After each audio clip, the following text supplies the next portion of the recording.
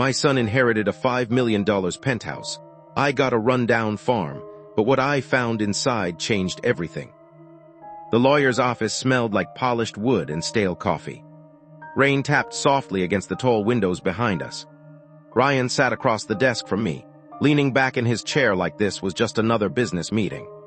His watch alone probably cost more than my old pickup truck. I couldn't stop staring at the envelope in the lawyer's hands. 40 years of marriage, reduced to a few sheets of paper. The lawyer adjusted his glasses. Your wife's assets have been divided between the two of you. Ryan gave a quiet nod, like he already expected good news. I kept my hands folded in my lap. My wife had always been careful with money. But she had also always been honest with me. At least, I thought she was. The lawyer opened the document. Ryan Mercer, he said. Ryan straightened slightly. You inherit the Southern Hills penthouse. Current estimated value, $5 million. Ryan exhaled slowly. Not surprised. Just satisfied. He rubbed his chin and glanced briefly at me. Well, he said quietly, Mom always loved that place. His voice sounded calm, almost polite. But something about the way he said it made the room feel colder. The lawyer turned the page. And Daniel Mercer. My name echoed strangely in the quiet office. You inherit the countryside property. I frowned. Countryside property. The lawyer slid the document toward me. A farm. The word sat on the page like it didn't belong there. I stared at the address. A long stretch of highway I had never heard of. My chest tightened. A farm. I repeated softly. For a moment I thought there had to be some mistake. In 40 years of marriage, my wife had never once mentioned owning a farm. Not once. Ryan leaned forward slightly in his chair. Well, he said with a small shrug, at least you'll have fresh air out there. The comment sounded harmless, but the faint smile on his face told a different story. I looked back down at the document.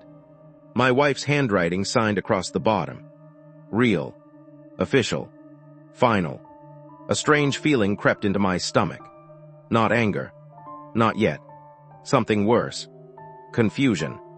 Because suddenly it felt like there had been an entire part of my wife's life that I had never known about. Ryan tapped the table lightly with his finger. You ever been there? He asked. I shook my head slowly. No.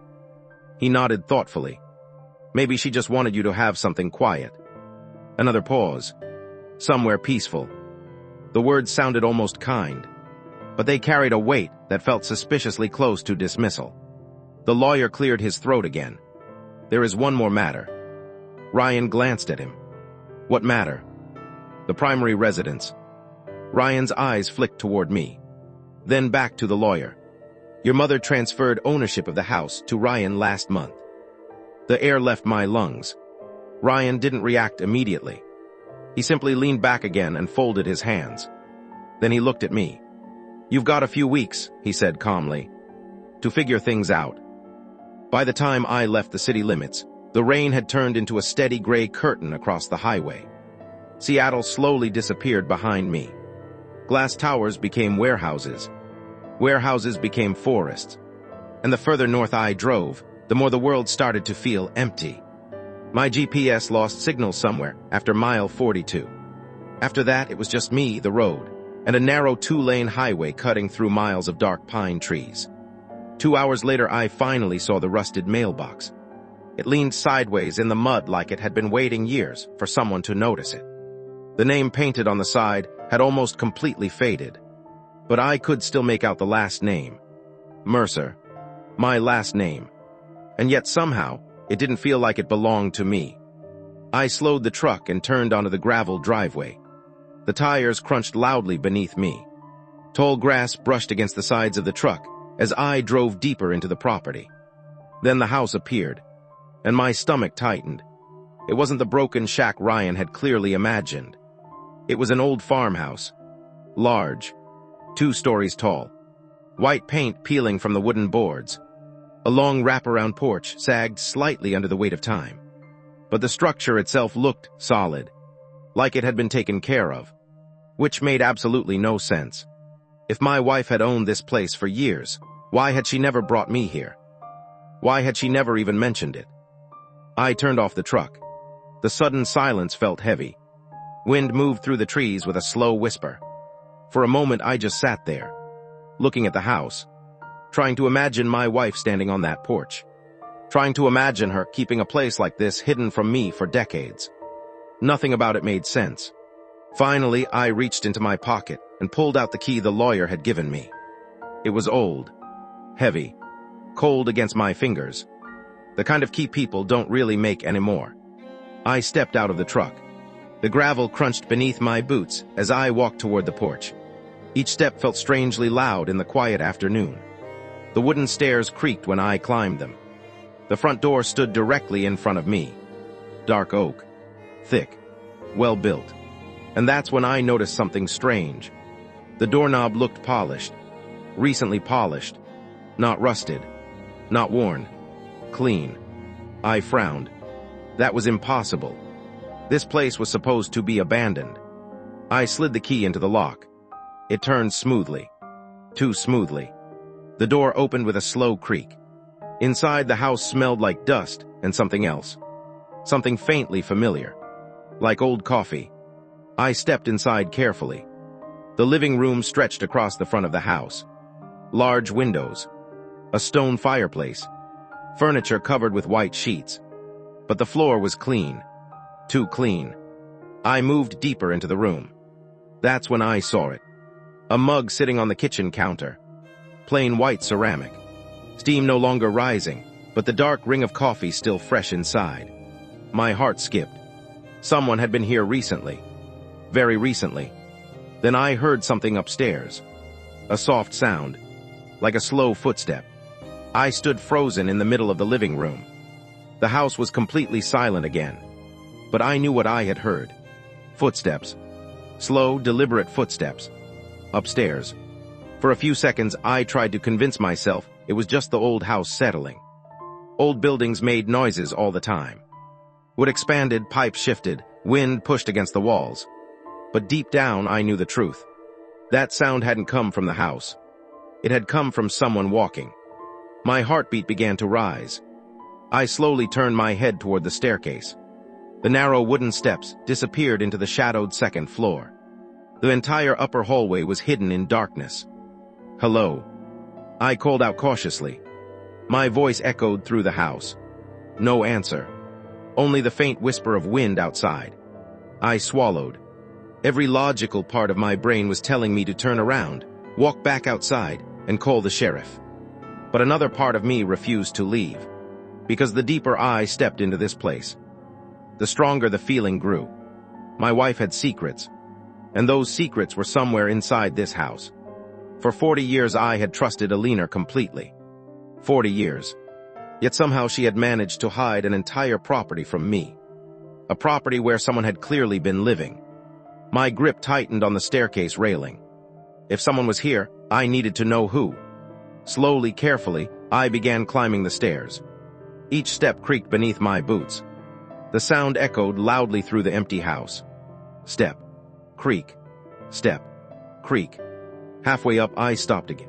The silence above me felt almost unnatural. Like whoever had been walking upstairs had suddenly frozen as well. Listening. Waiting. My pulse pounded harder. Finally, I reached the second floor. The hallway stretched across the house, dimly lit by the gray daylight leaking through dusty windows. 4 doors lined the hallway. 3 of them were completely closed. But the 4th one, at the very end of the hall, was slightly open. A thin line of warm yellow light spilled across the wooden floor. I frowned. That light hadn't been there earlier. I was sure of it, which meant someone had turned on that lamp after I entered the house. A strange chill crept down my spine. Whoever was here knew I was inside. I moved slowly down the hallway, each step careful, each breath controlled. When I reached the door, I hesitated. Then I gently pushed it open. The hinges creaked softly. Inside was a small office. Bookshelves lined the walls. A wooden desk stood near the window, and a single desk lamp cast a soft circle of light across the room. But there was no one there. The room was empty. I exhaled slowly. Maybe I had been imagining things after all. Then something on the desk caught my eye. A framed photograph.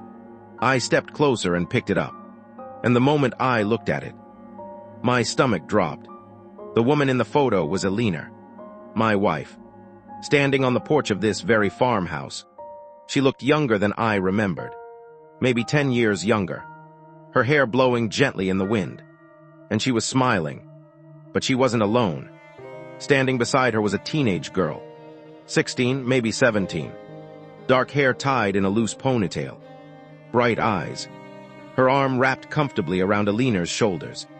And the way Alina looked at her, my chest tightened painfully, because that look was unmistakable. It was the look of a mother.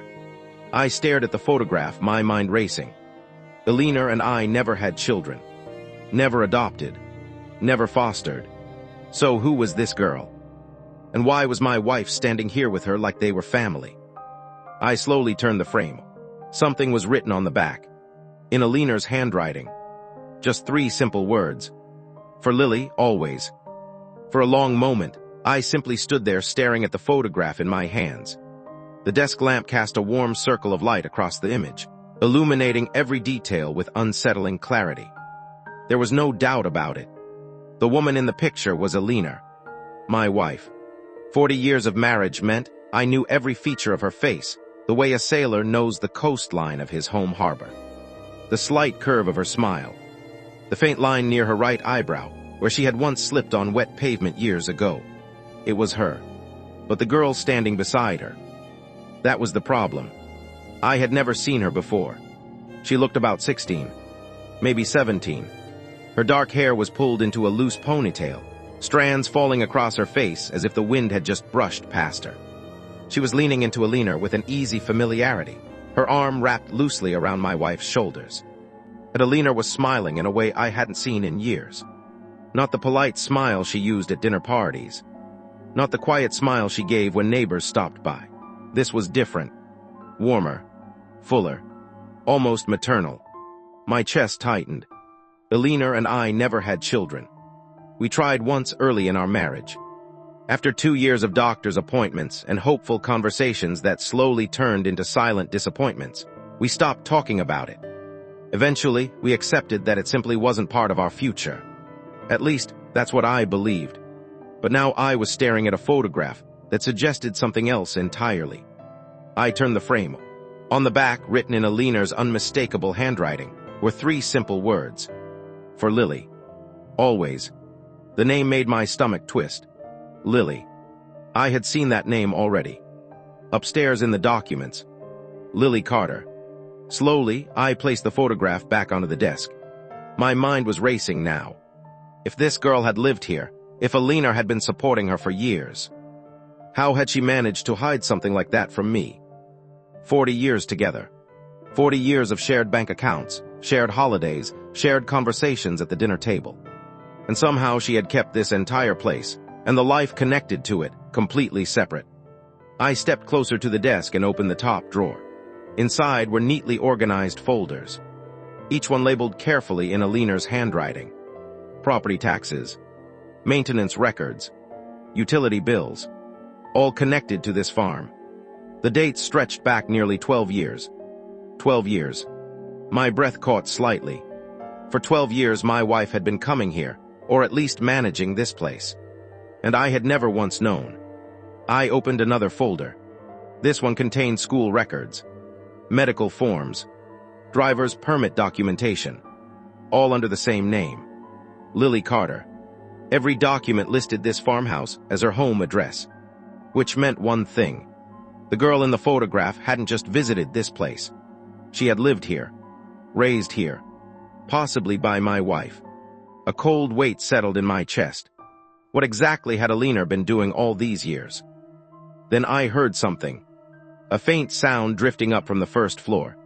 At first I thought it was just the wind pushing against the house again. But then it came a second time. A distinct click, like a door closing. My head snapped toward the hallway. I was certain now. Someone had just entered the house. I stepped out of the office and looked down the hallway toward the staircase. Silence. But it was a different kind of silence now. The kind that follows movement. The kind that tells you someone else is nearby. even if you can't see them yet. Slowly, carefully, I began walking toward the stairs.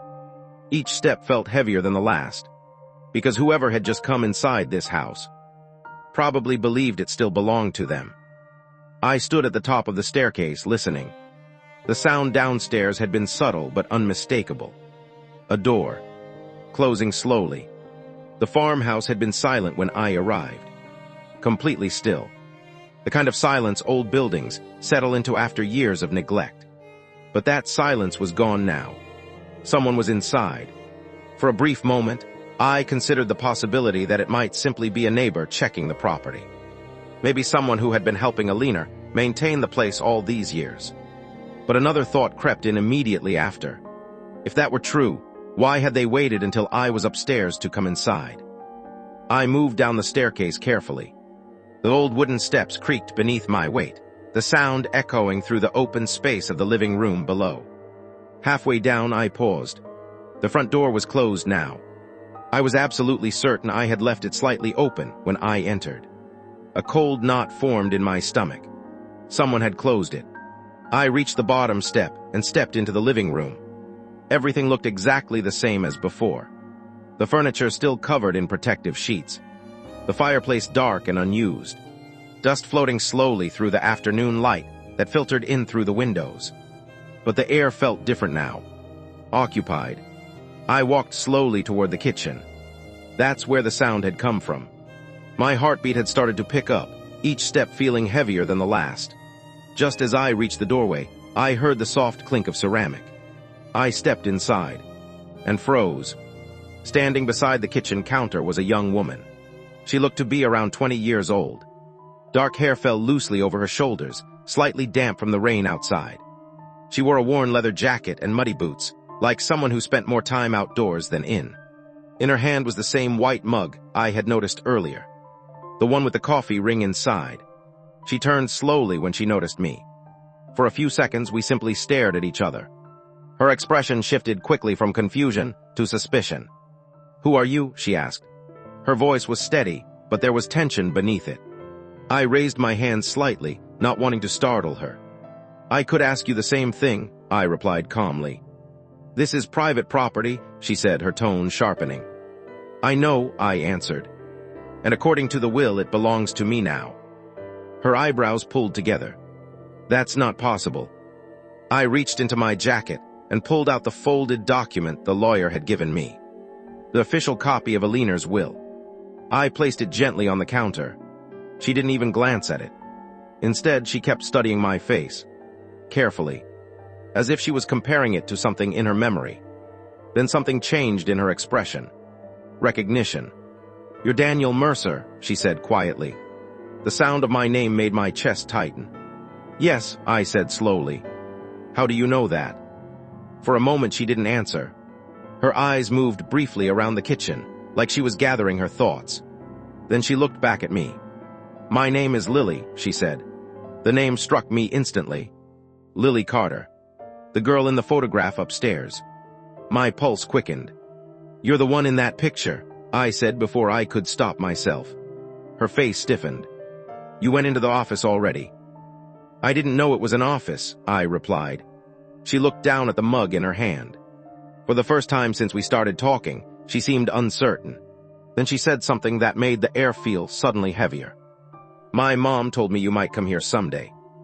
My throat tightened. "Your mom?" She nodded slowly. "Alina." The name echoed through my mind like a distant bell. Alina Mercer. My wife. I stared at her, struggling to understand what she was saying. "You're telling me Alina is your mother?" Lily didn't answer immediately. Instead, she leaned back against the counter and crossed her arms. "No," she said finally.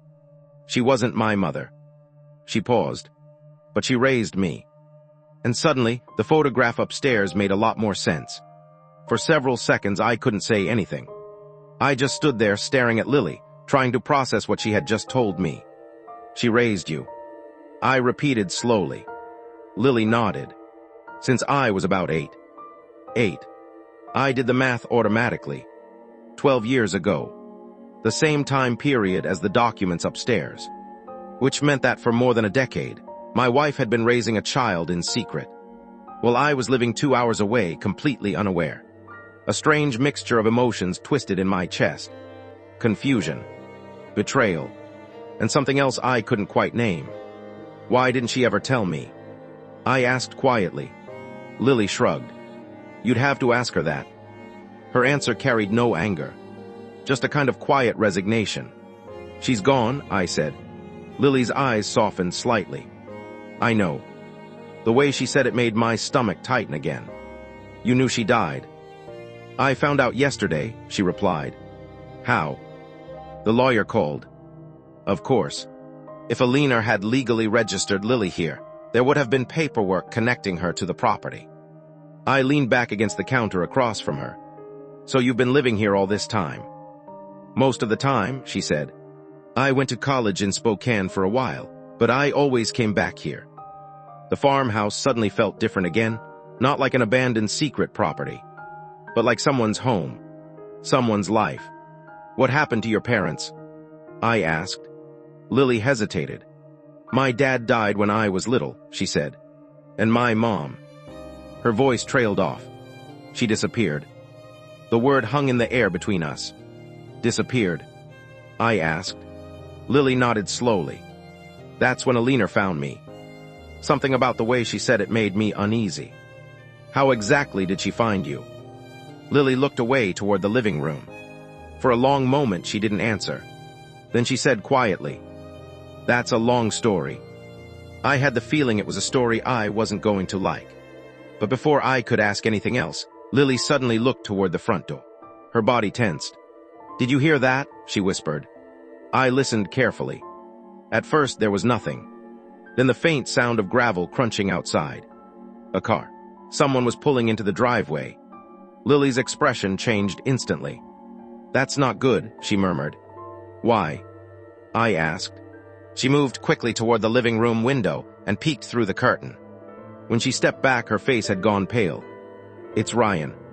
My heart skipped. My son. Lily nodded. He's been here before. The word sent a chill down my spine, because that meant Ryan already knew about this place. And if he had just arrived here now, it probably wasn't a coincidence. The sound of the car door slamming outside echoed through the quiet farmhouse. Lily stepped away from the window slowly, her expression tight with concern. Are you sure it's Ryan? I asked. She nodded. I've seen him here before. A chill ran down my spine. Ryan had never mentioned this place. Not once. Not in all the years since Alina bought the property. Which meant one thing. He had been hiding it too. Why would he come here? I asked.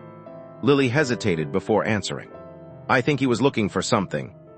Before I could respond, the gravel outside crunched again under approaching footsteps. Heavy. Confident.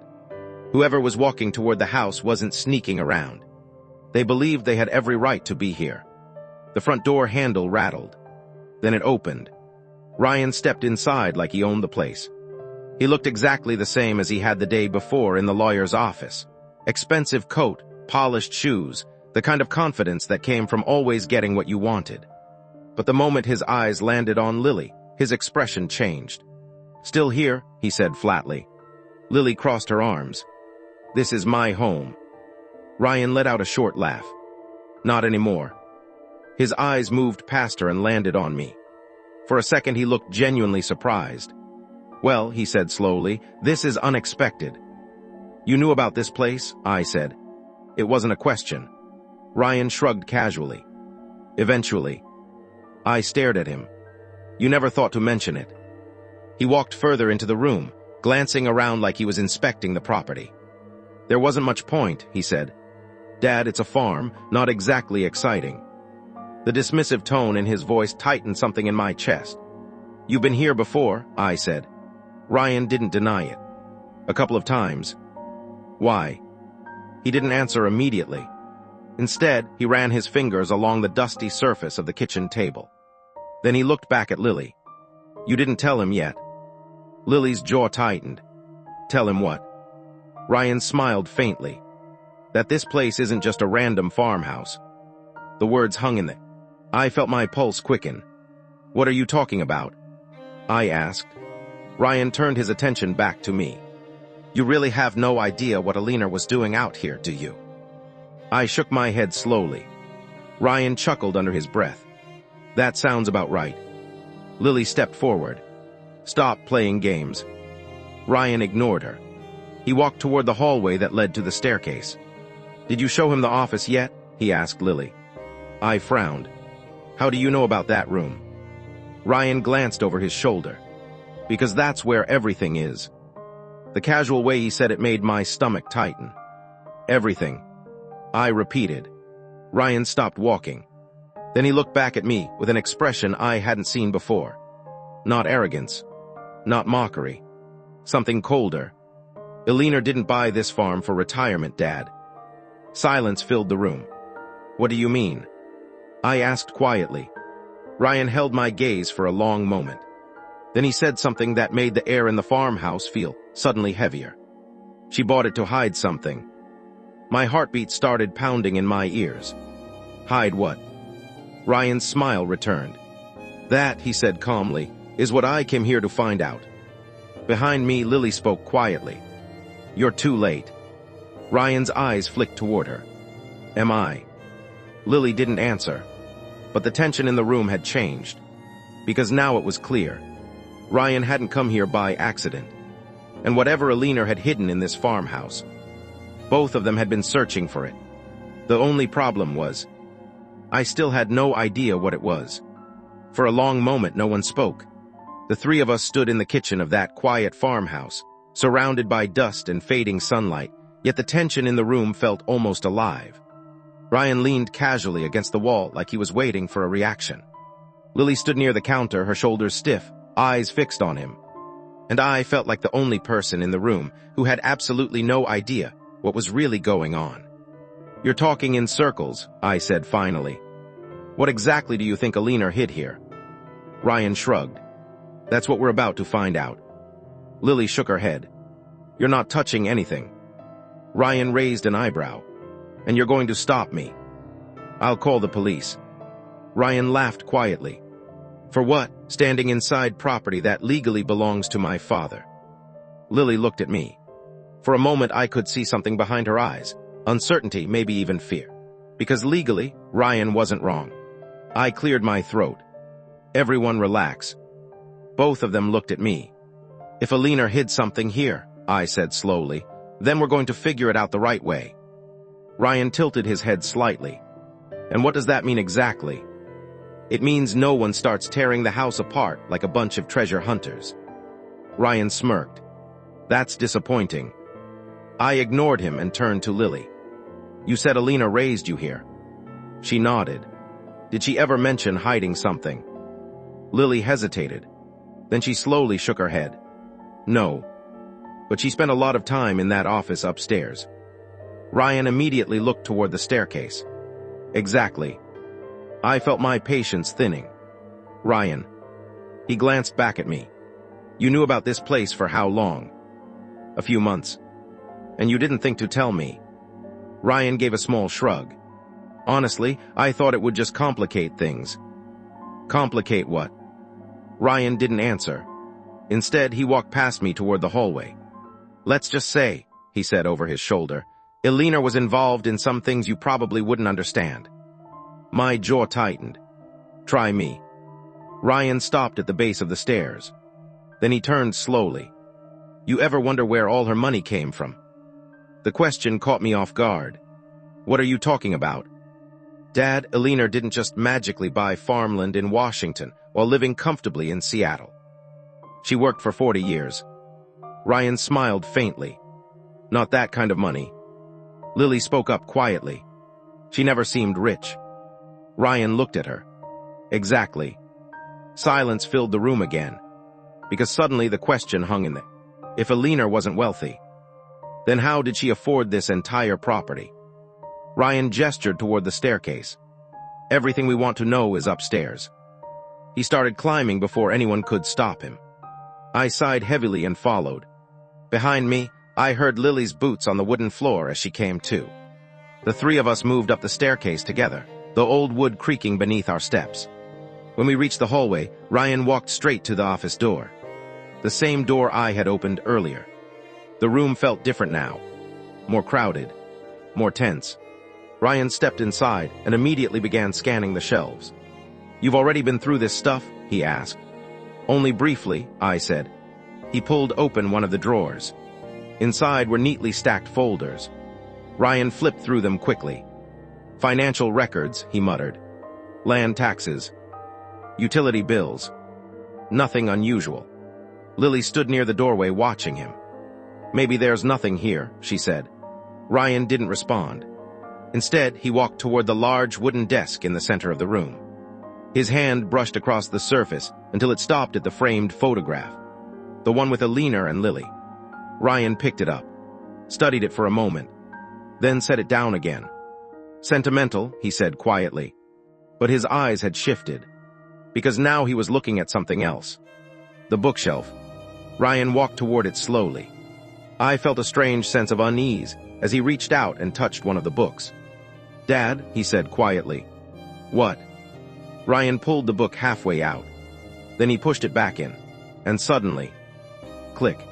The sound was unmistakable. The exact same mechanical sound I had heard earlier. Lily's eyes widened. What was that? Ryan stepped back slowly, and the wall beside the bookshelf began to move. Just a few inches at first, then more, revealing a narrow hidden doorway behind it. Ryan's smile returned. "Well," he said calmly, "looks like Alina really did hide something. And whatever was waiting behind that door." None of us were prepared for it. For a few seconds, none of us moved. The hidden doorway stood half open beside the bookshelf, revealing a narrow passage that disappeared into darkness. Ryan was the first to break the silence. "Well," he said quietly, "that answers one question." Lily stepped closer to the opening, her eyes fixed on the dark space beyond. "I didn't know about this," she said. Ryan glanced at her. "You lived here for years and never noticed a hidden door in the office." Lily shook her head. "No, Alina never let anyone rearrange the books." That detail made my stomach tighten. The bookshelf hadn't just been decoration. It had been a lock. I stepped closer and looked into the passage. A set of wooden stairs led downward, disappearing into the dim light below. Cold air drifted upward from the hidden space. "Looks like a basement," Ryan said. "This house already has a basement," Lily replied. Ryan gave a small smile. "Then this one must be special." He stepped toward the opening. "Hold on," I said sharply. Ryan stopped. I walked past him and stood in front of the passage. "If Alina built something down there," I said slowly, "we're not rushing into it like idiots." Ryan crossed his arms. "What's the worst that could happen?" I looked at him. "In case you forgot, we just discovered a secret room your mother never told anyone about." Ryan shrugged. "That's exactly why we should check it out." Lily moved closer to me. "I agree with Daniel," she said quietly. Ryan rolled his eyes. "Great, a safety committee." But despite his sarcasm, he didn't push past us. The three of us stood there for another moment. Finally, I said, "We go together." Ryan nodded once. "Fine." I stepped into the passage first. The wooden stairs creaked under my weight as I began descending slowly. The air grew cooler with every step. Behind me, I could hear Ryan and Lily following. At the bottom of the staircase, the space opened into a large underground room. I stopped, because what I saw there didn't make sense. This wasn't a storage basement. It looked more like a workspace. A long metal table stood in the center of the room. Shelves lined the walls. Boxes, folders, equipment. A single hanging light illuminated the space with a pale yellow glow. Ryan stepped beside me and looked around.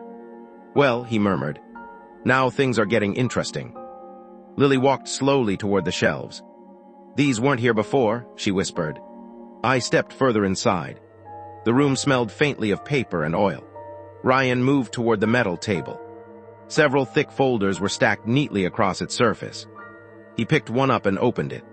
For a moment, he said nothing. Then his expression changed. "Dad," he said quietly, "you need to see this." I walked over and looked down at the open folder. Inside were photographs, dozens of them. Surveillance photos. People walking into buildings. People sitting at cafes. People entering offices. Each photo had a name written beneath it. And dates. Years of dates. My chest tightened. "What is this?" Lily asked. Ryan flipped another page. More photos. More names. "This looks like investigations," he said. "But why would a leaner be investigating people?" I asked. Ryan turned another page. Then another. Suddenly he stopped. His finger tapped a photograph near the bottom of the page. My stomach dropped when I saw it, because the man in the picture was someone I recognized. Ryan looked at me slowly. "You know him, don't you?" I nodded. "Yes." Ryan leaned back slightly. "Well," he said, "that makes things even more interesting. Because the man a leaner had been secretly investigating was my business partner." The room felt smaller now, almost suffocating. Ryan kept staring at the photograph while I tried to make sense of what I was seeing.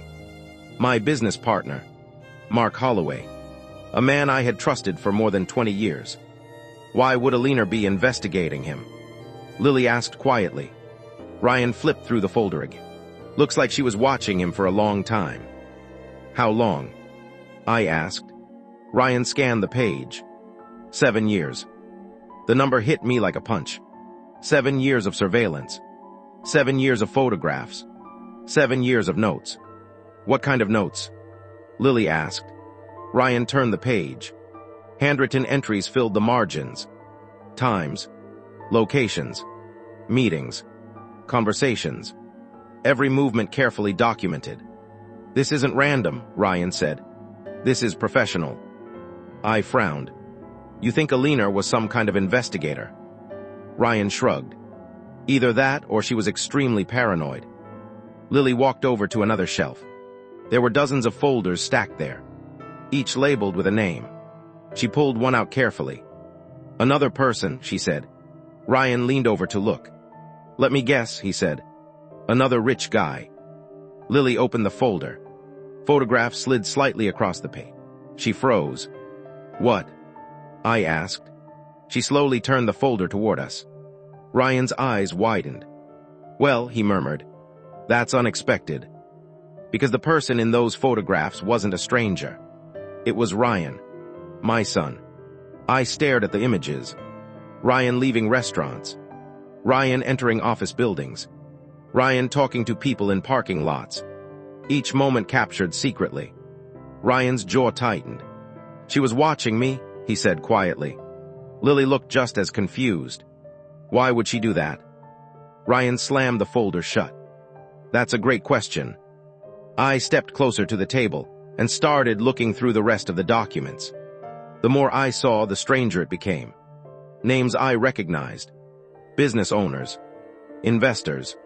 Developers. All of them connected somehow to Seattle. And all of them secretly photographed. "Dad," Ryan said slowly, "I think Alina was investigating a lot of people." "But for what?" No one answered. Lily suddenly spoke from across the room. "There's something else." She was standing near the far wall now, next to a large locked cabinet. Ryan walked over. "What did you find?"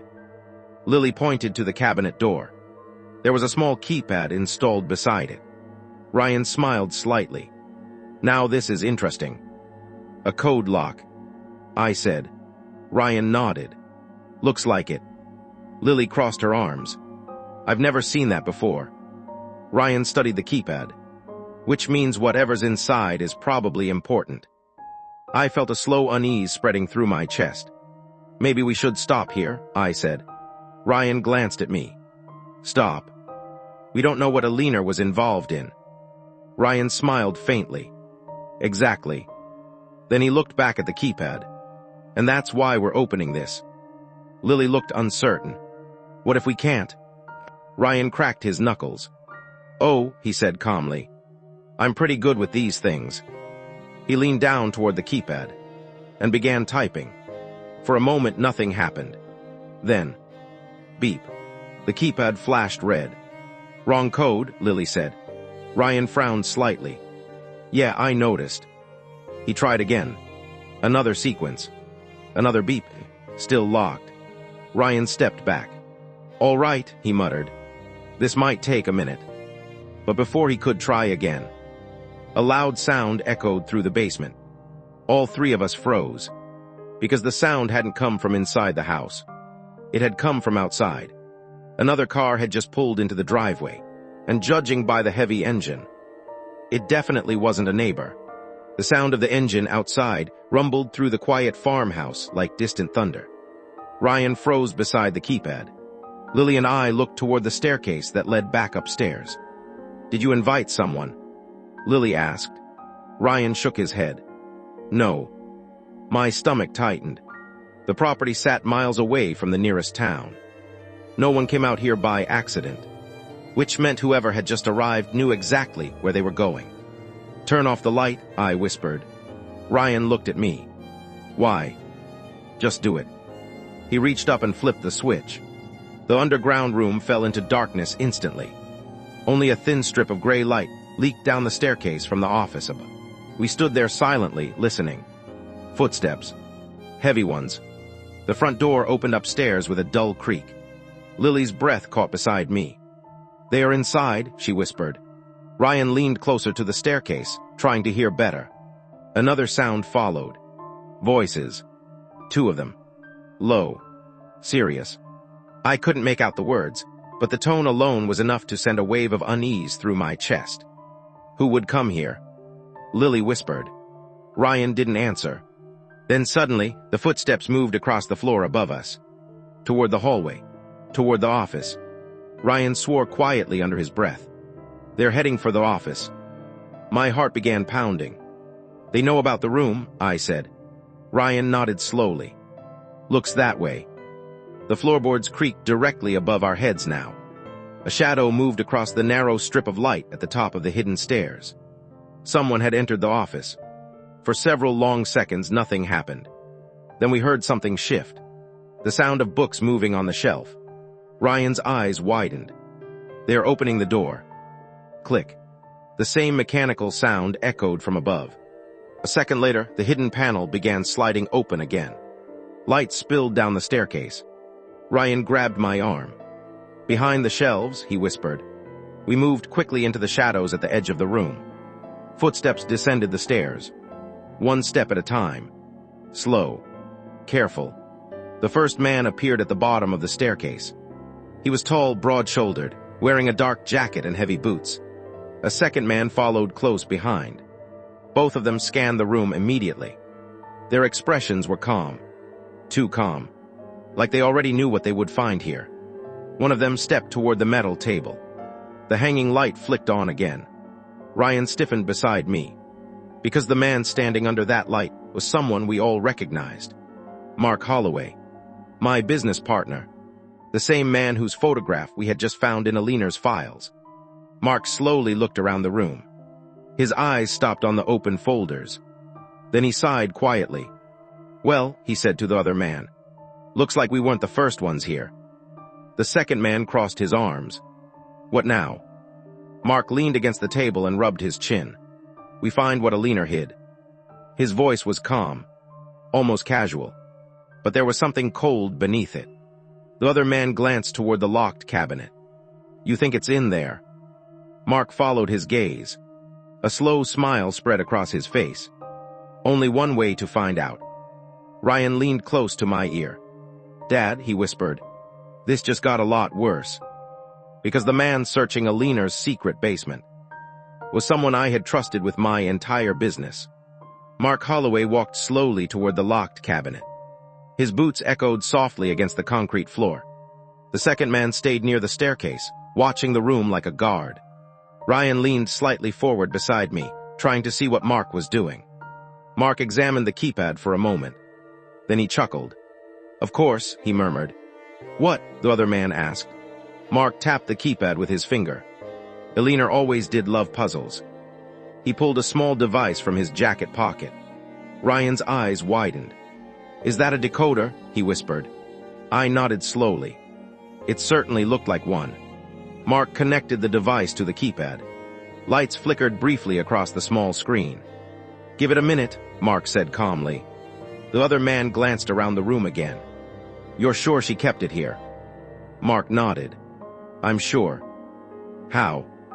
Mark smiled faintly. Because Alina told someone before she died. My chest tightened. Told who? The other man asked. Mark's smile faded slightly.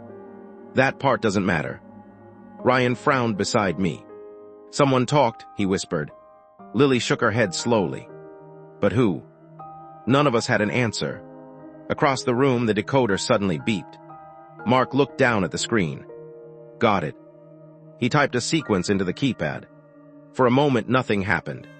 Then, click. The cabinet door unlocked. The sound echoed through the basement. Mark opened the cabinet slowly. Inside were several sealed boxes, and one thick black folder. Mark reached for the folder first. He opened it. His expression changed immediately. The calm confidence vanished from his face. Instead, he looked stunned. What is it? The other man asked. Mark didn't answer. He flipped through the pages quickly. Faster and faster. Then he whispered something under his breath. What? The other man pressed. Mark looked up slowly. His face had gone pale. This isn't what I expected. The other man stepped closer. Then what is it? Mark turned the folder so the other man could see. From where we stood, I couldn't make out the pages. But whatever was written there clearly shocked them both.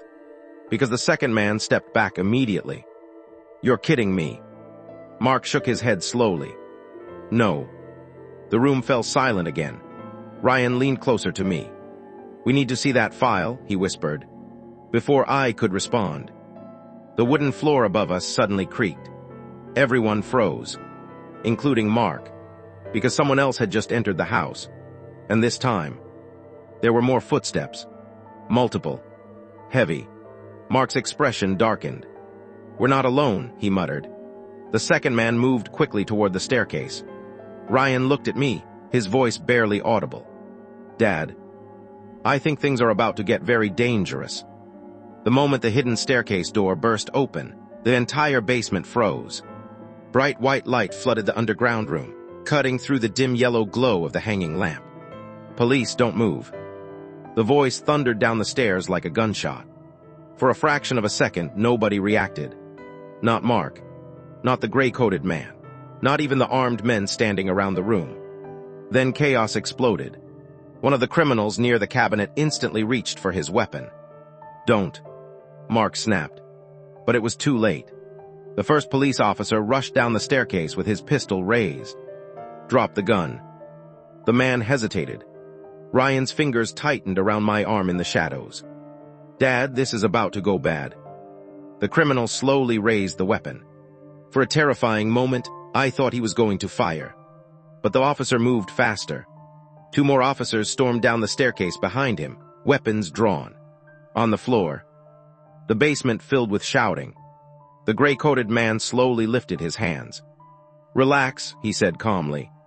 Nobody here wants trouble. Face the wall, an officer barked. Mark didn't move. Instead, he stared at the officers with a strange expression, something between anger and disbelief. This is a mistake, he said. One of the officers grabbed him roughly and pushed him against the metal table. Hands behind your back. Handcuffs clicked. Metal against metal. Across the room, another officer kicked a gun away from one of the criminals. The tension drained from the basement almost instantly. Within seconds, every weapon was on the floor. Every criminal had their hands raised. Ryan leaned close to my ear. Someone tipped them off. I nodded slowly, because there was no other explanation. The farmhouse was too remote, too hidden.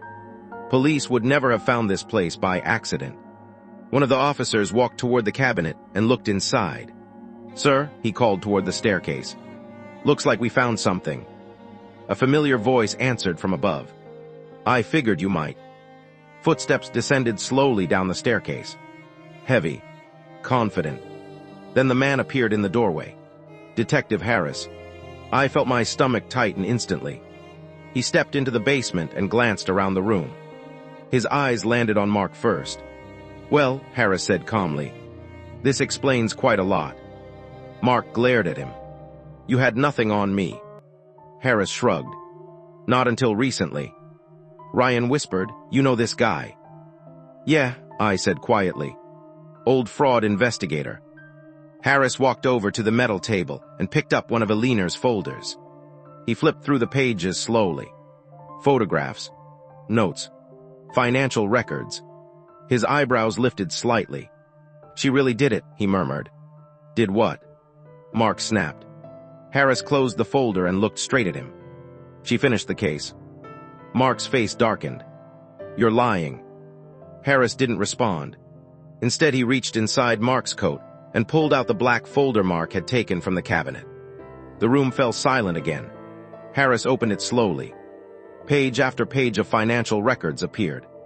Bank transfers, offshore accounts, shell companies, millions of dollars hidden across dozens of accounts, all connected to one name, Mark Holloway.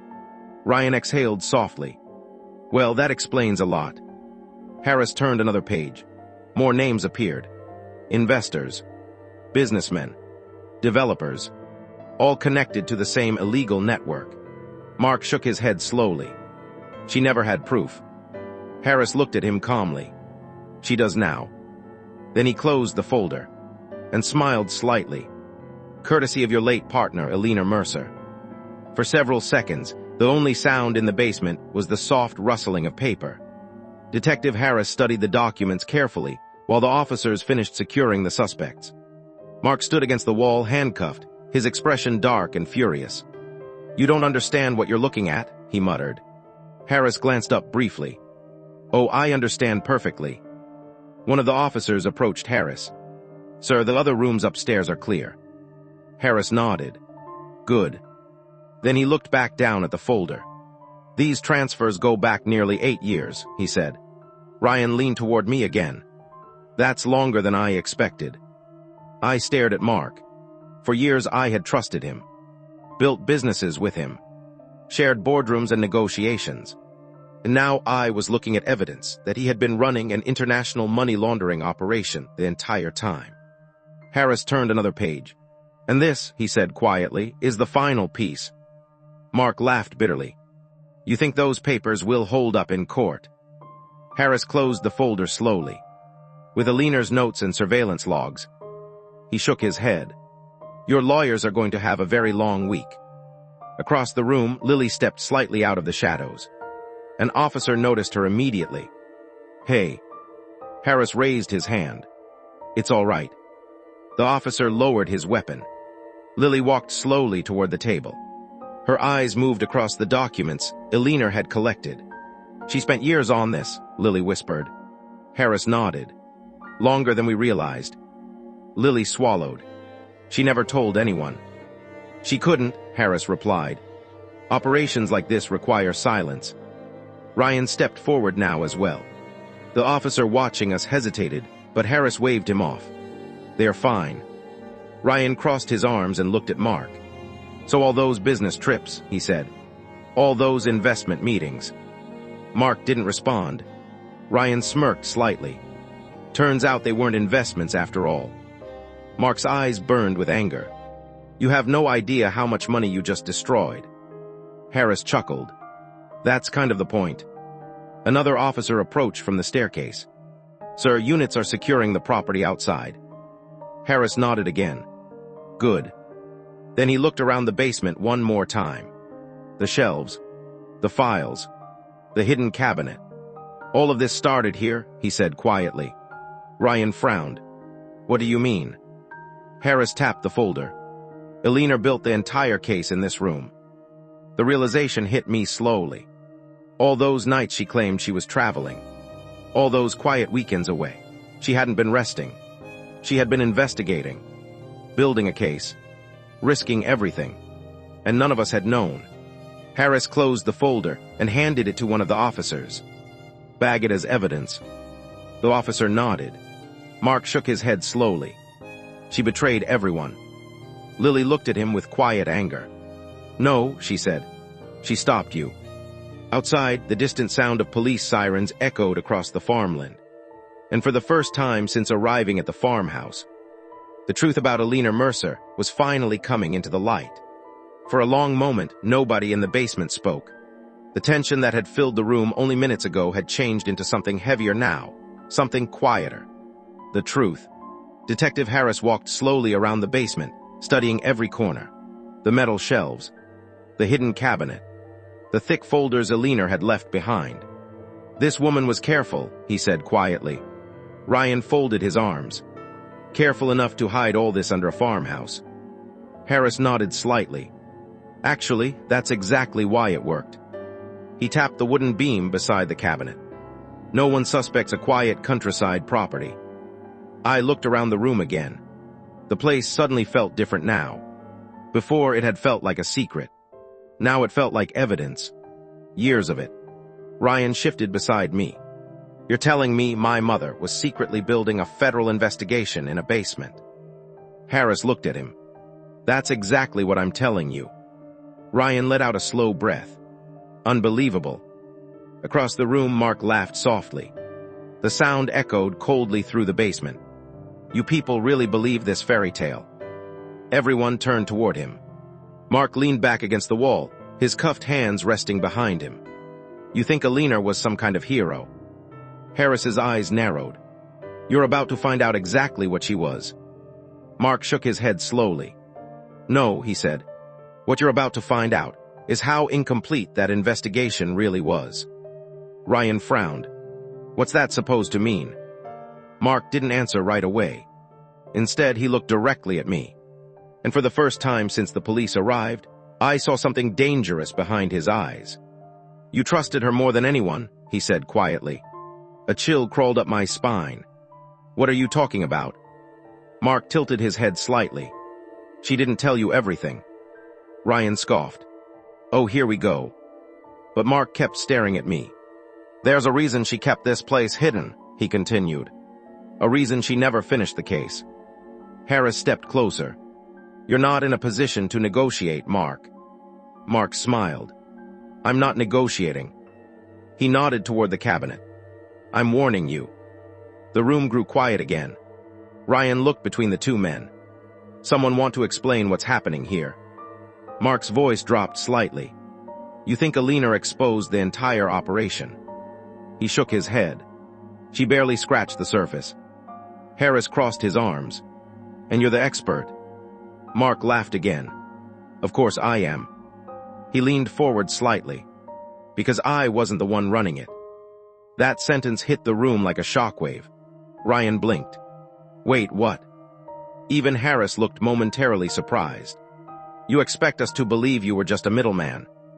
Mark shrugged. I handled money, logistics. His eyes darkened. But the real people behind this, the ones Alina was actually hunting. He paused. They're still out there. The basement air suddenly felt colder. Ryan looked at Harris. Please tell me this guy's bluffing. Harris didn't answer immediately, because he was staring at the documents on the table, thinking. Mark noticed, and his smile widened. See, he said quietly. Even the detective knows something doesn't add up. Lily stepped forward now, her voice shaking slightly. My grandmother spent years building this case. Mark nodded. Yes. She was very determined. Lily's eyes burned. She wanted to stop you. Mark's smile disappeared. She wanted to stop something much bigger than me. The room fell silent again. I felt a heavy knot forming in my stomach. Because suddenly, this investigation felt far from over. And Mark slowly lifted his head, his voice calm and certain. You want the truth? He looked directly at Detective Harris. Then you'd better start asking why Alina Mercer died before she could finish what she started. And something in the way he said it made the entire basement feel colder than before. The silence in the basement stretched longer than anyone expected. Detective Harris stared at Mark like he was trying to peel apart every word the man had just said. You're lying, Ryan finally said. But his voice didn't sound as confident as before. Mark shrugged lightly against the wall. Am I? Harris stepped closer to him. You're telling me Alina Mercer spent years building a case, and you weren't even the real target. Mark tilted his head. Not exactly. Harris narrowed his eyes. Then explain. For a moment Mark said nothing. His eyes moved slowly around the room. the shelves, the folders, the hidden cabinet. Then he looked back at Harris.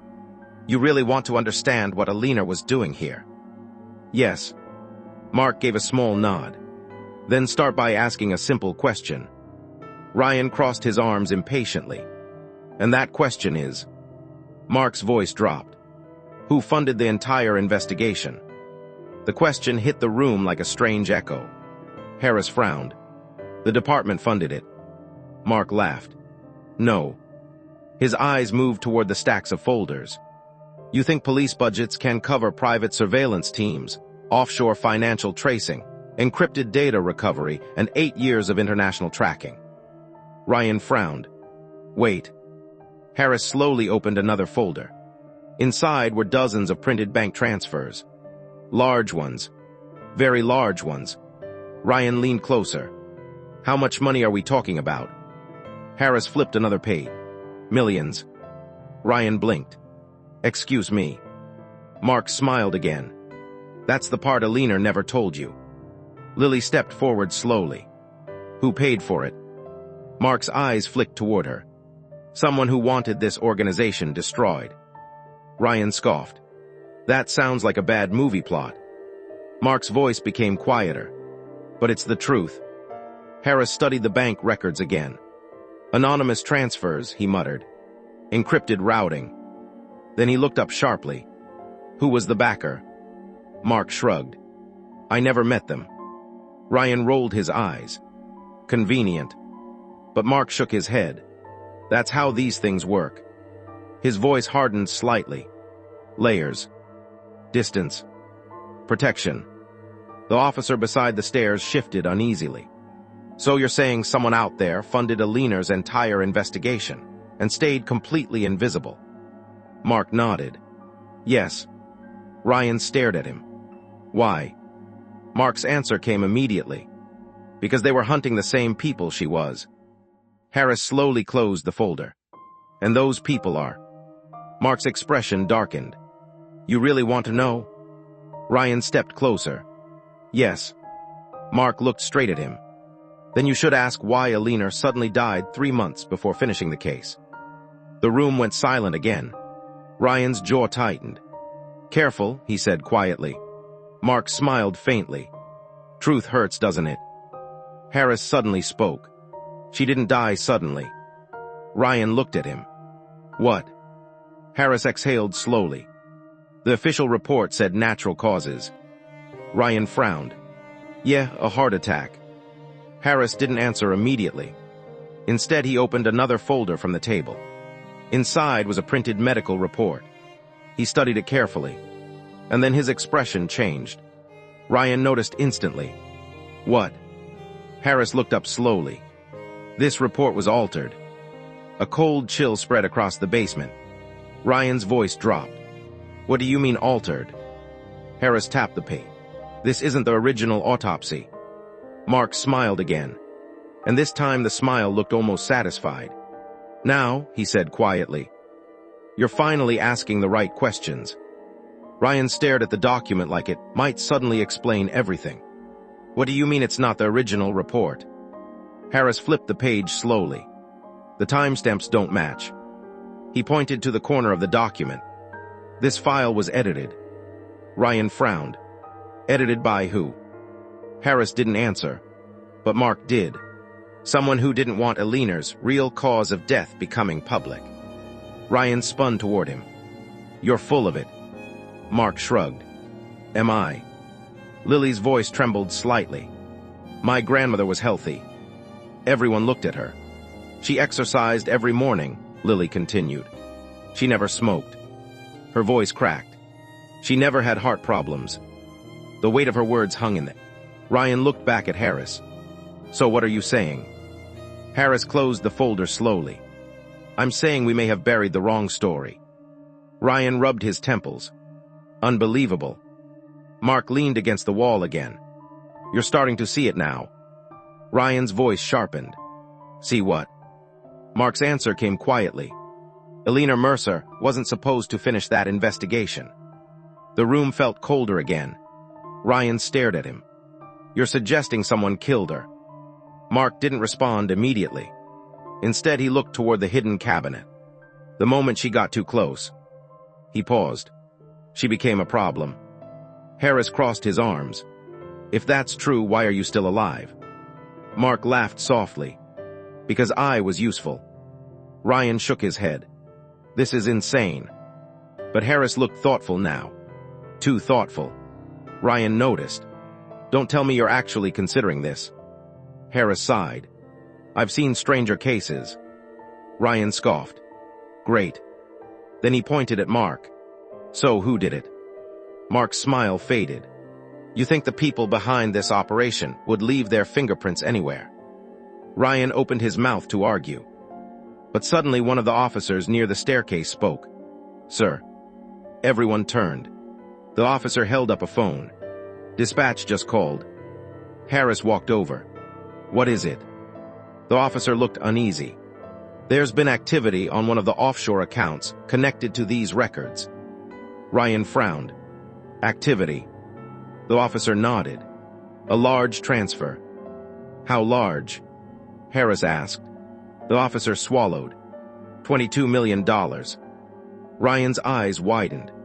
Someone just moved $22 million. Yes. Harris's voice sharpened. When? The officer checked the screen. 4 minutes ago. Ryan felt the blood drain from his face. 4 minutes.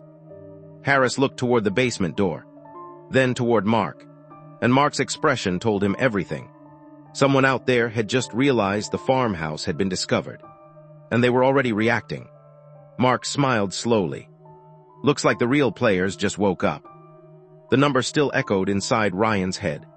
$22 million. Moved in less than 5 minutes. Inside a network, Alina Mercer had been secretly investigating for years. Ryan slowly ran a hand through his hair and looked back at the basement table covered in files. So let me get this straight, he said, his voice tight with disbelief. You're telling me someone just moved $22 million the moment police discovered this place. The officer holding the phone nodded nervously. That's exactly what happened. Ryan stared at him. That's not coincidence. Detective Harris folded his arms slowly. No, it isn't. The realization settled over the basement like a thick fog. Someone out there knew. They knew about the farmhouse. They knew about the investigation.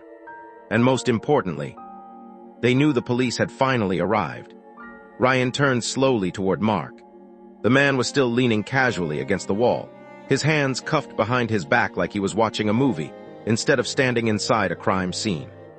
You seem pretty relaxed for someone about to go to prison, Ryan said coldly. Mark's lips curved into a faint smile. You're focusing on the wrong problem. Ryan stepped closer. Oh yeah, enlighten me. Mark's voice dropped slightly. The people who just moved that money are not the kind of people who let things fall apart. Ryan narrowed his eyes. And Mark looked directly at him. And they will want to know exactly what Alina Mercer discovered. A chill ran through Ryan's chest. Lily stepped forward slowly. Then they already know about this place. Mark didn't answer. He didn't have to. Everyone in the basement understood the implication. Detective Harris suddenly turned toward the officer. Track the transfer path. We're trying, the officer said quickly. His fingers moved rapidly across the screen. Multiple layers of shell companies, encrypted routing, foreign banking servers. He exhaled slowly. This isn't amateur work. Ryan gave a humorless laugh. Yeah, I figured. Harris looked back toward the table and picked up another folder Alina had left behind. He flipped through the pages quickly now.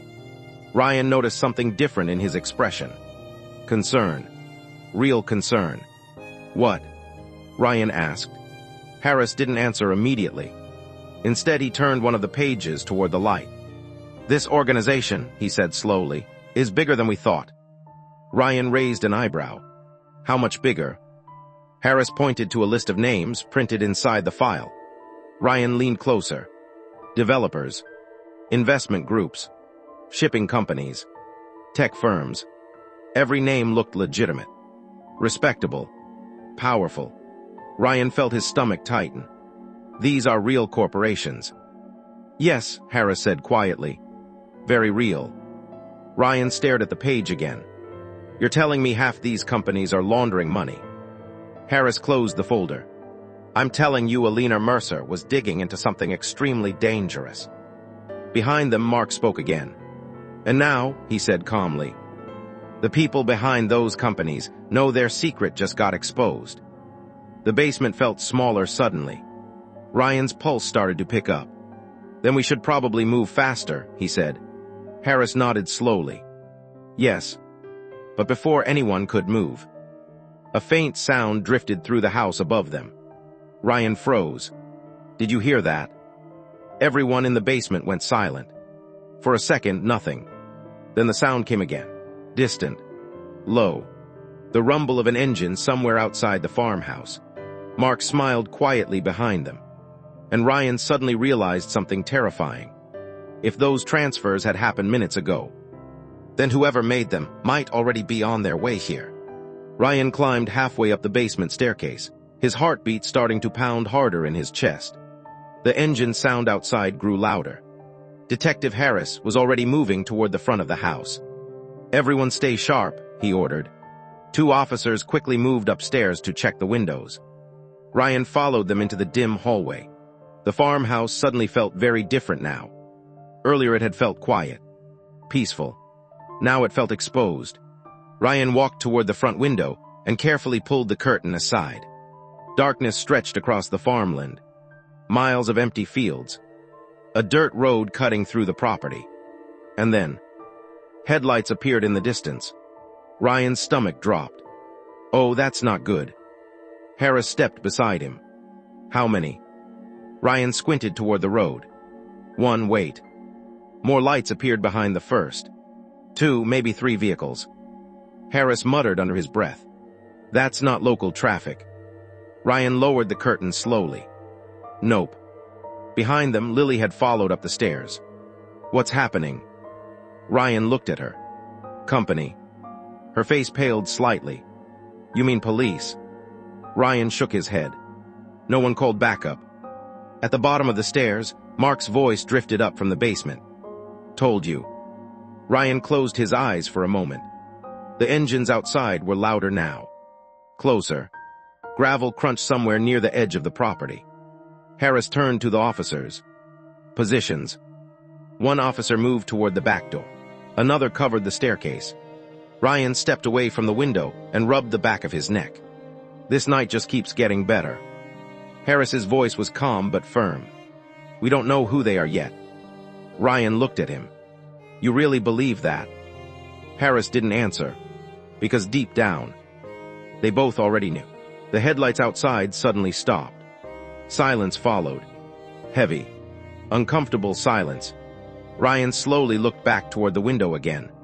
Dark figures were stepping out of the vehicles now. 3 men. Maybe 4. He couldn't see their faces clearly. But one thing was obvious. They weren't locals. They moved with purpose. Confidence. Ryan swallowed slowly. How many officers do we have here? Harris answered quietly. 5. Ryan stared back toward the window. 4 men outside. Maybe more still inside the vehicles. And whoever they were, they had arrived fast. Too fast. Which meant one thing. They had been watching. Watching Alina. Watching the investigation. And now they had come to clean up whatever was left behind. Ryan slowly exhaled. Guess the real story is about to start. The farmhouse fell completely silent. No wind. No insects. No distant traffic. Just the faint ticking sound of an old wall clock somewhere in the house. Ryan stood near the window, watching the shadows moving outside across the gravel driveway. The men were spreading out. One moved toward the barn, another toward the side of the house. They were scanning the property. Searching. Ryan whispered, "They're not here to talk." Detective Harris checked the magazine of his pistol calmly. "Looks that way." Behind them, Lily stood near the staircase, her hands shaking slightly. "What do they want?" Ryan looked toward her. "They want whatever Alina Mercer discovered." The realization hit her hard. Her eyes moved slowly toward the basement, toward the files, the evidence. Years of investigation sitting in boxes beneath their feet. And suddenly those files felt like explosives. Harris spoke quietly to one of the officers. "Call for backup." The officer already had the radio up. "Dispatch, this is Unit 47. We may have hostile individuals approaching." The signal suddenly crackled. Static filled the device. The officer frowned. "Dispatch." Nothing. Ryan felt a cold knot form in his stomach. That's not good. The officer tried again. "Dispatch, do you copy?" Still nothing. Harris's expression hardened. "They're jamming communications." Ryan blinked. "Seriously?" Harris nodded once. These guys came prepared. Outside the front window, a shadow moved closer. Ryan slowly crouched down beside the wall. His heart pounded louder with every second. Footsteps approached the port. Slow. Deliberate. The wooden boards creaked softly. Someone was standing right outside the front door now. Inside the basement, Mark laughed quietly. The sound echoed up the stairwell. Ryan looked toward the stairs, still enjoying the show. Mark's voice floated upward. "You're about to understand why Alina never finished that investigation." Ryan turned back toward the door. A heavy knock echoed through the farmhouse. Once. Twice. Then a calm voice spoke from the other side. "Police." Ryan exchanged a look with Harris. Both of them knew immediately.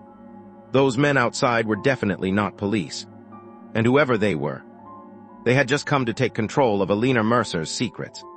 The knock on the farmhouse door echoed through the entire house. Once. Twice. Then silence. Ryan stood frozen beside the wall, his heart pounding so hard he could almost hear it in his ears. No one inside the house moved. Detective Harris raised a hand slightly, signaling everyone to stay quiet. The voice from outside spoke again. "Police, open the door." Ryan slowly leaned closer to Harris and whispered, "That's not police." Harris nodded once. "I know." The footsteps outside shifted slightly across the wooden porch. Whoever was out there wasn't nervous. They sounded calm, patient, like they already knew exactly what was happening inside. Ryan carefully crouched and moved toward the side window near the door. He lifted the edge of the curtain just enough to see. Two men stood on the porch, both wearing dark jackets, both watching the door. Neither looked like law enforcement. Ryan's stomach tightened. "These guys are professionals," he whispered. Behind them, Lily stood near the staircase, gripping the railing tightly. "What do they want?" Ryan looked toward the basement. "They want what your grandmother found." The knock came again, harder this time. "Last chance," the voice outside said. Ryan exhaled slowly.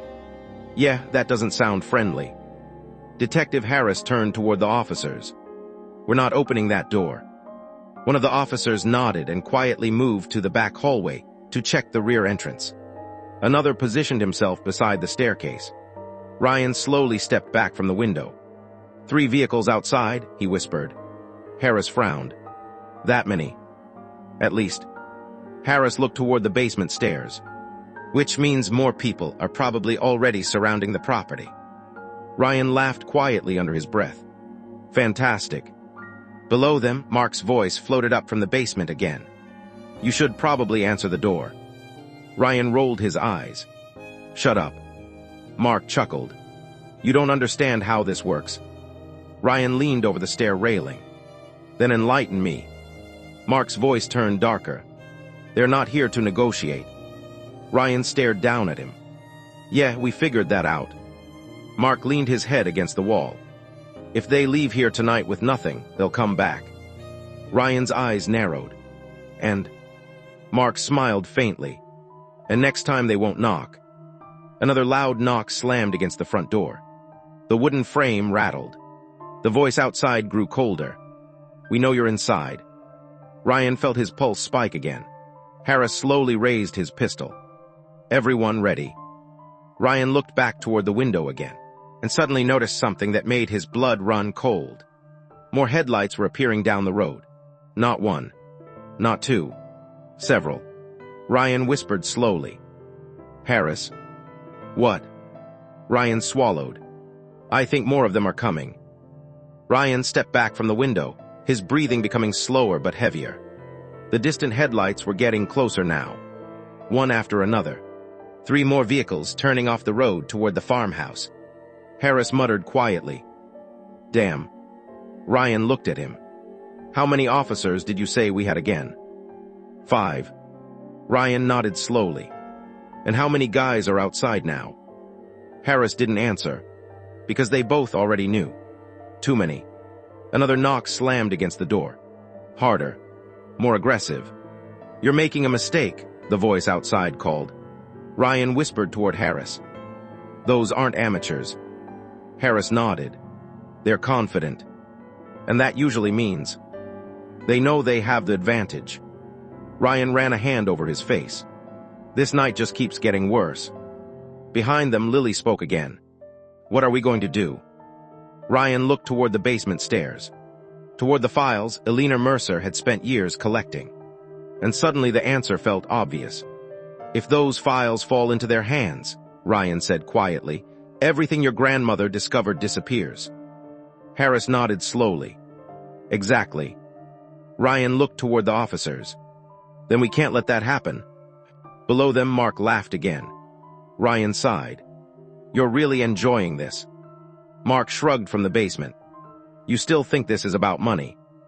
Ryan frowned. "It isn't." Mark's voice turned serious now. "No." Ryan leaned against the stair railing. "Then what is it about?"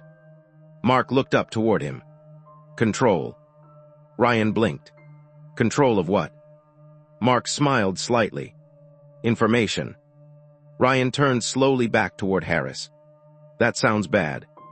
Harris answered quietly. "It is." Outside, the vehicles had fully stopped now. Ryan could hear doors opening. Boots hitting gravel. More men. More footsteps. The farmhouse was officially surrounded. Ryan whispered, "Okay, that's definitely not good." One of the officers checked his radio again. Still nothing but static. No signal. Harris nodded grimly. "They're blocking communications." Ryan rubbed his forehead. "So we're isolated." "Yes." "And outnumbered." "Yes." Ryan let out a long breath. "Well, that's encouraging." Suddenly, the front porch creaked again. Footsteps moved closer to the door. Then a new voice spoke. Calmer. More controlled. "You have something that belongs to us." Ryan froze. That voice sounded different. Older. More confident. And somehow, more dangerous. Ryan slowly moved closer to the front hallway again. "Did you hear that guy?" Harris nodded. "Yeah." "That's the boss," Ryan whispered. The voice outside spoke again. "Detective Harris." Harris stiffened instantly. Ryan's eyebrows shot up. "They know your name." Harris didn't answer. The voice continued. "We're not here to hurt anyone." Ryan muttered. "Sure. But we will take what we came for." Ryan leaned toward Harris. "That guy sounds pretty sure of himself." Harris's jaw tightened slightly. "He should." Ryan frowned. "You know him." Harris exhaled slowly. "I might." Ryan's stomach tightened. "That's not reassuring." Outside, the man spoke again. "You have Elena Mercer's files." Ryan's eyes widened slightly. They know exactly what's inside. Harris stepped closer to the door now. "Who are you?" The man chuckled softly. "Someone who worked with Elena once." Ryan whispered. "That sounds like a lie." But Harris wasn't smiling. His eyes had gone very serious now. "Say your name." A short pause followed. Then the man answered. "Daniel Voss." Ryan blinked. "Should I know that name?" Harris whispered quietly. "You should." Ryan stared at him. "Why?" Harris's voice dropped. "Because Daniel Voss disappeared 10 years ago." Ryan frowned. "So?" Harris looked back toward the door. He was the financial architect behind one of the largest underground banking systems ever investigated. Ryan slowly processed that. "Wait." His eyes widened. "You're telling me the guy outside that door built the entire money network Elena was investigating?" Harris nodded slowly. Yes. Ryan exhaled slowly. Well, that explains a lot.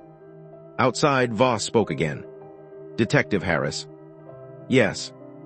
You should know Alina and I were very close once. Ryan whispered. Yeah, I'm definitely not liking this guy.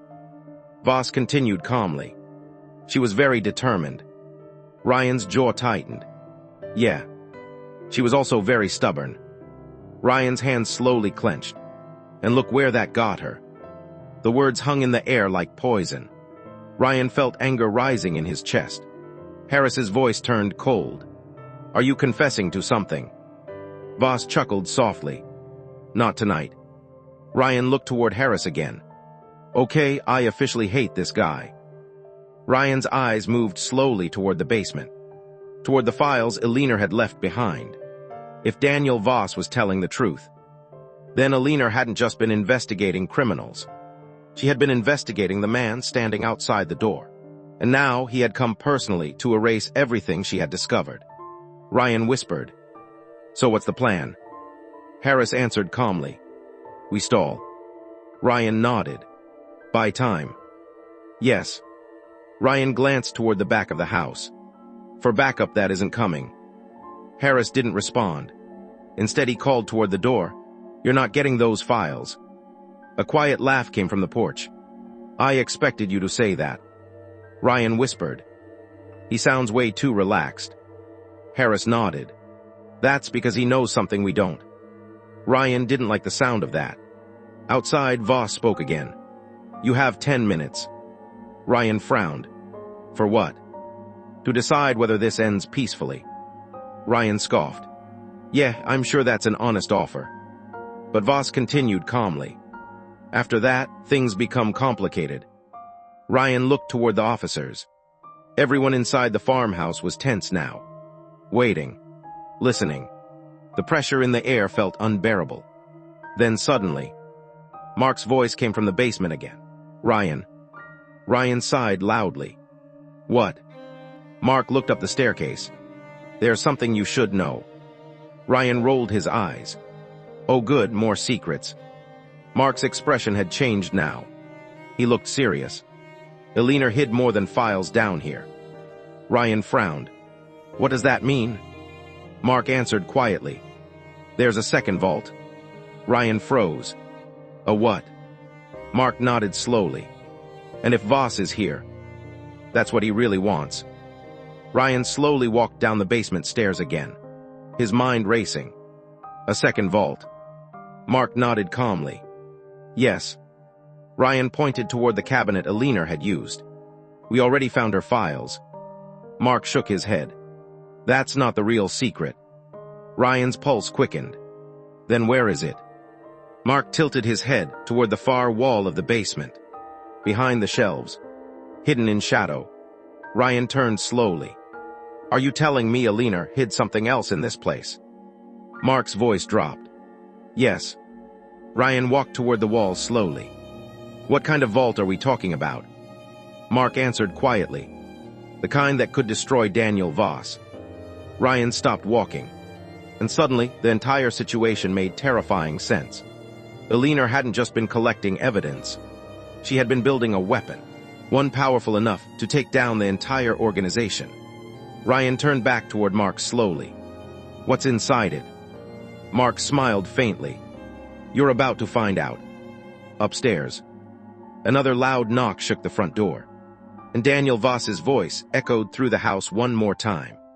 Your 10 minutes just started. Ryan stood frozen in the middle of the basement. A second vault.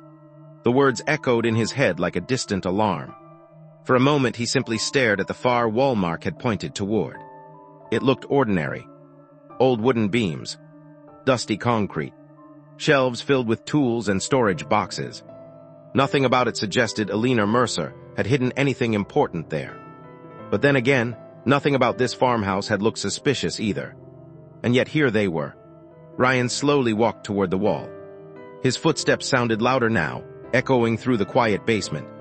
Behind him, Mark leaned calmly against the wall with his hands still cuffed behind his back. You're getting close, Mark said quietly. Ryan stopped. Funny, he muttered. Because this still looks like a wall. Mark tilted his head. Look again. Ryan narrowed his eyes and stepped closer. He ran his fingers across the wooden paneling. Dust coated the surface. Old nails. Scratches. Then suddenly his hand paused. One section of the wall felt different. Ryan pressed lightly. The wood shifted. Barely. But it moved. Ryan's pulse jumped. Okay, that's new. Behind him, Lily had slowly come down the basement stairs. What is it? Ryan didn't answer right away. Instead, he pressed harder against the panel. The wood slid sideways with a low grinding sound. A narrow gap appeared between the boards. Cold air drifted out from the darkness behind it. Ryan stepped back slightly. Well, that's definitely not normal. Mark smiled faintly. Told you. Ryan slowly pulled the panel open wider. Behind the wall sat a thick steel door. Industrial. Heavy. And clearly expensive. Lily's voice trembled slightly.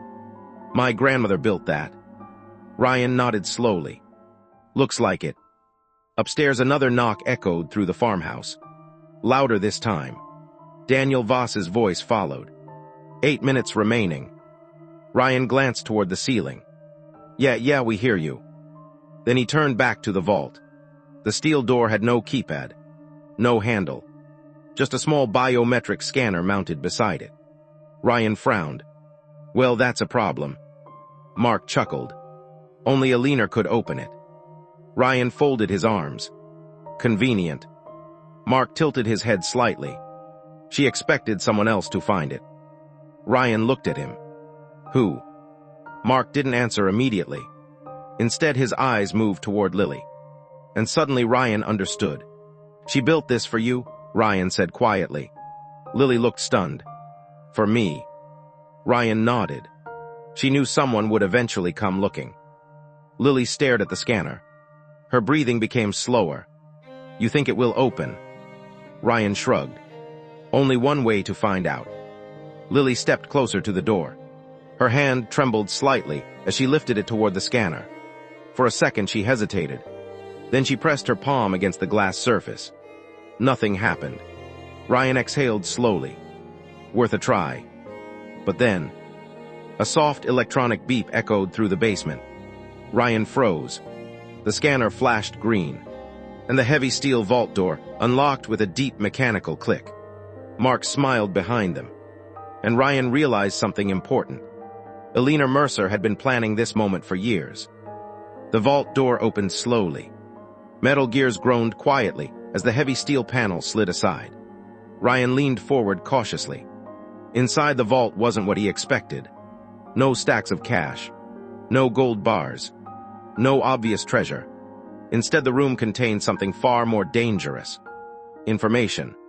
Rows of metal shelves filled with hard drives. Encrypted storage units. Document boxes. And a single desk at the center of the room. Ryan stepped inside carefully. This is insane. Lily followed slowly behind him. My grandmother built all of this. Ryan nodded. She wasn't just collecting evidence. He picked up one of the drives and turned it on. She was building a full archive. Mark's voice drifted from the doorway. And that archive is exactly what Daniel Voss wants. Ryan looked around the vault again. Hundreds of drives. Thousands of files. Years of investigation. And suddenly he understood. If this information gets out. Harris stepped inside behind them. Half the financial world could collapse. Ryan looked at him. You're serious? Harris nodded grimly. Very. Lily slowly sat down at the desk. Her eyes moved across the devices Elena had left behind. She knew this day would come. Ryan walked closer. How? Lily pointed to a small laptop sitting on the desk. A note was taped to the screen. Ryan read it out loud. If you're reading this, it means they finally came. Ryan's chest tightened. Lily opened the laptop slowly. The screen flickered to life.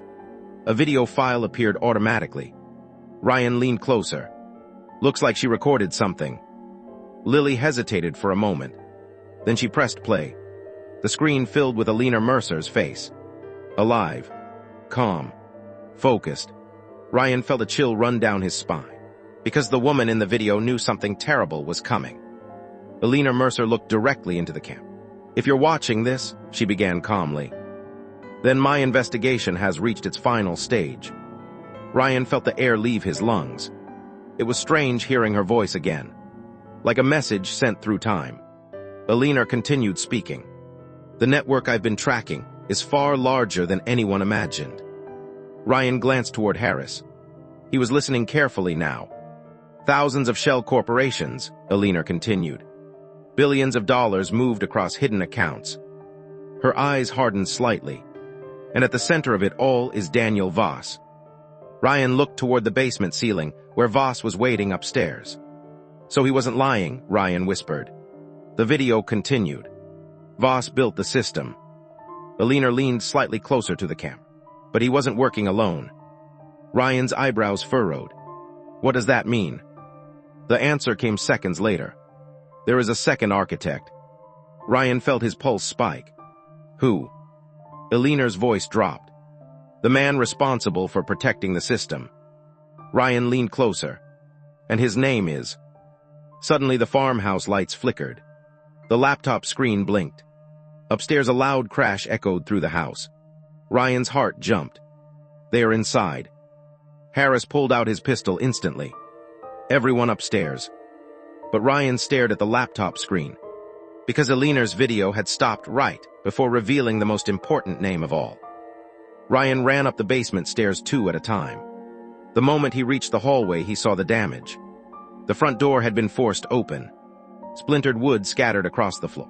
Cold night air rushed into the house. Harris moved quickly toward the entrance. Clear. Ryan stepped beside him. The porch was empty, but the gravel driveway told the real story. Footprints everywhere. Several men had entered the property, and now they were somewhere inside the farmhouse. Ryan whispered, "Fantastic." Behind them, Lily appeared at the top of the stairs. "What happened?" Ryan looked toward the dark hallway leading deeper into the house. "They are already here." From somewhere in the house, a floorboard creaked. Ryan slowly turned his head toward the sound. Someone was moving inside the farmhouse. Hunting. And the worst part, they already knew exactly what they were looking for. Ryan raised his voice carefully. "Daniel Voss." Silence followed. Then footsteps echoed from the kitchen doorway. Slow. Confident. A tall man stepped into the hallway. Gray hair. Dark coat. Sharp eyes. Daniel Voss. He looked around the room calmly. Then his gaze landed on Ryan. "You found the vault." Ryan didn't answer. Voss smiled slightly. "I expected as much." Harris raised his pistol. "Don't move." But Voss didn't seem concerned. Not even slightly. Because 3 armed men stepped into the hallway behind him. Ryan exhaled slowly. "Well, that's not ideal." Voss looked toward the basement stairs. Elena always was thorough. Ryan clenched his jaw. "You killed her." Voss tilted his head slightly. "Did I?" Ryan's hands tightened into fists. "Don't play games." Voss stepped closer. "Your grandmother discovered something very dangerous." Lily's voice trembled behind them. "What?" Voss smiled faintly. "The identity of the second architect." Ryan's pulse jumped again. The one Elena was about to reveal. Voss nodded slowly. "Yes." Ryan stared directly into his eyes. "Who is it?"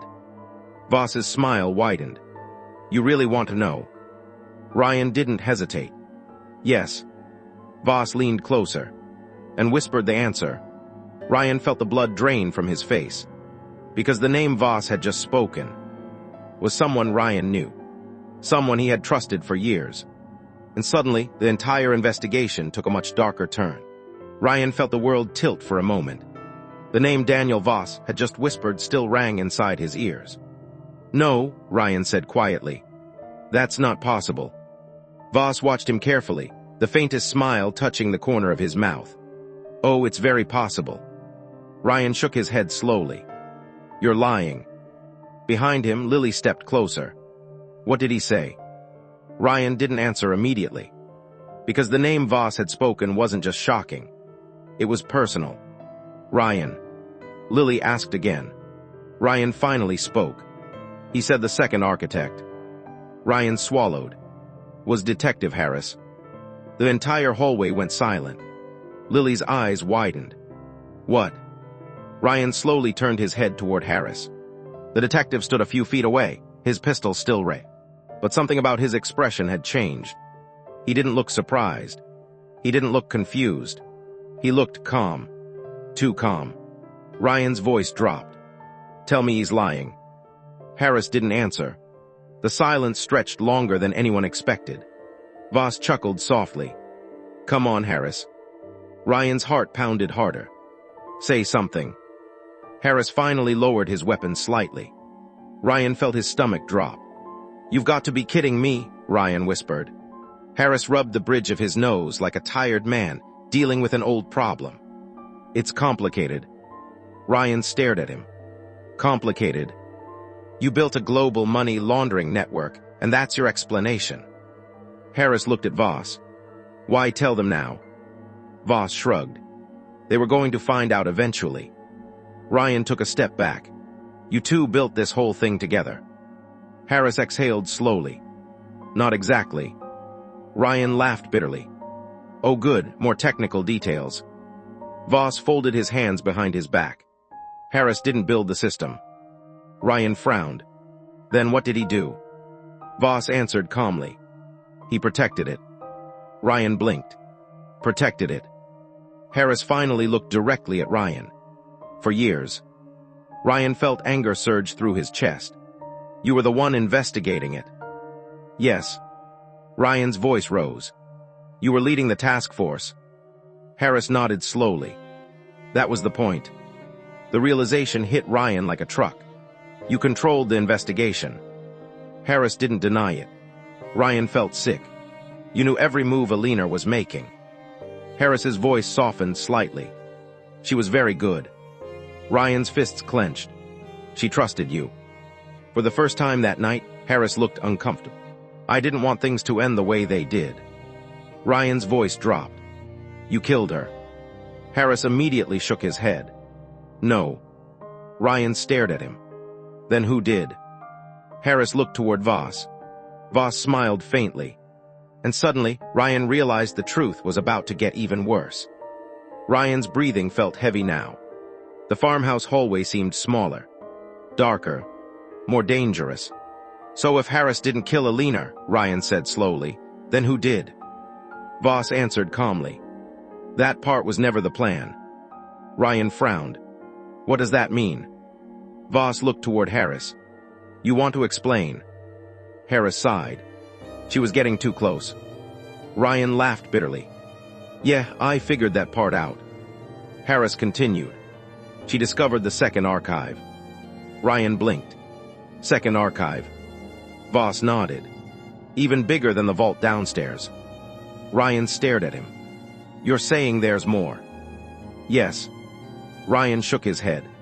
My grandmother built an entire intelligence operation under a farmhouse. Voss's smile returned.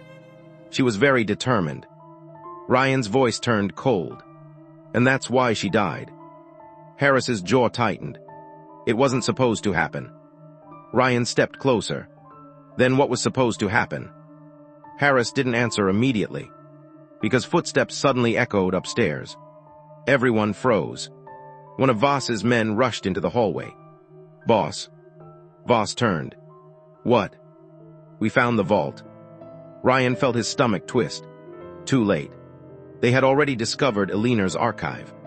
Voss smiled slowly. Excellent. Ryan whispered. This night just keeps getting better. The silence inside the barn felt different now. Not empty. Not abandoned. Alive. I stood there with the flashlight in my hand, the cold beam trembling slightly as it moved across the dirt floor. The air smelled like old wood and rust. But beneath that, there was something else. Oil, metal, and electricity. My heart began to pound harder. Barns weren't supposed to smell like that. I slowly walked deeper inside, each step creaking against the worn wooden planks. Behind me, the wind pushed against the barn doors, making them groan softly. For a moment, I almost convinced myself to walk back out, to pretend I hadn't noticed anything. But then the flashlight beam hit something strange on the far wall. A steel panel. Not wood. Not rusted tin. A perfectly smooth sheet of metal bolted into the wall. My pulse spiked. Who the hell installs a metal panel inside an old farm barn? I stepped closer. The metal surface reflected the flashlight like a mirror. And then I saw it. A keypad, hidden beside the panel. My stomach dropped. This doesn't belong here. I whispered it out loud. For 30 years I had lived in cities, owned a grocery store, raised a family. But even I knew this wasn't normal. Someone had built something here. Something secret. Something expensive. And suddenly, a thought crept into my mind that made my chest tighten. Was this the reason Margaret left me the farm? Not the penthouse. Not the money. This. My fingers hovered over the keypad. There were fingerprints around it. Recent ones. My throat went dry. Someone had used this recently. Very recently. Which meant someone might still be coming back. I turned the flashlight toward the dirt floor again. And that's when I noticed the tracks. Fresh tire marks. Leading toward the barn. Then stopping right where I stood. A chill crawled down my spine. Someone had driven here. Recently. Maybe even today. My heart slammed harder in my chest. And suddenly I wasn't thinking about inheritance anymore. I was thinking about danger. Because if someone had hidden something in this barn, they probably didn't want anyone discovering it. Especially not me. Slowly, my hand moved toward the keypad. The numbers were worn, but 4 digits looked newer than the rest. Margaret's birth year. My breath caught. My fingers pressed the numbers, one by one. For a moment, nothing happened. Then, beep. A heavy mechanical sound echoed behind the metal wall, and the entire panel began sliding sideways, revealing a dark tunnel descending underground. Cold air rushed out. Sharp, metallic, industrial. And suddenly I realized something terrifying. This wasn't just a secret room. It was an entire underground facility, built beneath my farm. And I had absolutely no idea what was waiting down there. The tunnel stretched downward into darkness. Concrete walls, industrial lights, metal stairs disappearing into the ground. My mind struggled to process what I was seeing. This wasn't something a farmer built. This was engineered, professional, expensive. The kind of construction you'd expect beneath a government building. Not an old barn in the countryside. I stood there frozen at the entrance, my pulse pounding like a drum. Part of me wanted to close the panel and pretend none of this existed. But curiosity is a dangerous thing, especially when it's mixed with betrayal. Margaret had kept this from me for 40 years of marriage, and suddenly I needed to know why. I started down the stairs. Each step echoed through the tunnel. Clang, clang, clang. The deeper I went, the colder the air became. The smell of metal grew stronger. At the bottom of the staircase, the tunnel opened into a massive underground room. My breath caught. Rows of industrial shelves filled the chamber, stacked with locked crates, computer equipment, servers, wires running across the ceiling. My heart slammed violently. This wasn't storage. This was an operation. A large one. And it had been hidden beneath my farm the entire time. My flashlight moved across the crates. Each one had the same marking burned into the wood. A black symbol. 3 interlocking triangles. I didn't recognize it, but something about it felt official. Dangerously official. Then I noticed something that made my stomach twist. One of the computers was still running. The screen glowed in the dark room. Alive. Which meant someone had been here recently. Very recently. My hands started shaking. I walked closer. The monitor displayed a list of files. Dozens of them. All labeled with names, cities, dates, locations. And then my heart nearly stopped. Because one file had a name I recognized. Ryan Harper. My son. My throat closed. What the hell? I opened the file, and the screen filled with documents. Financial transfers. property records, surveillance photos, photos of Ryan, taken without him knowing. My chest tightened painfully. Someone had been watching my son, tracking him, monitoring his life.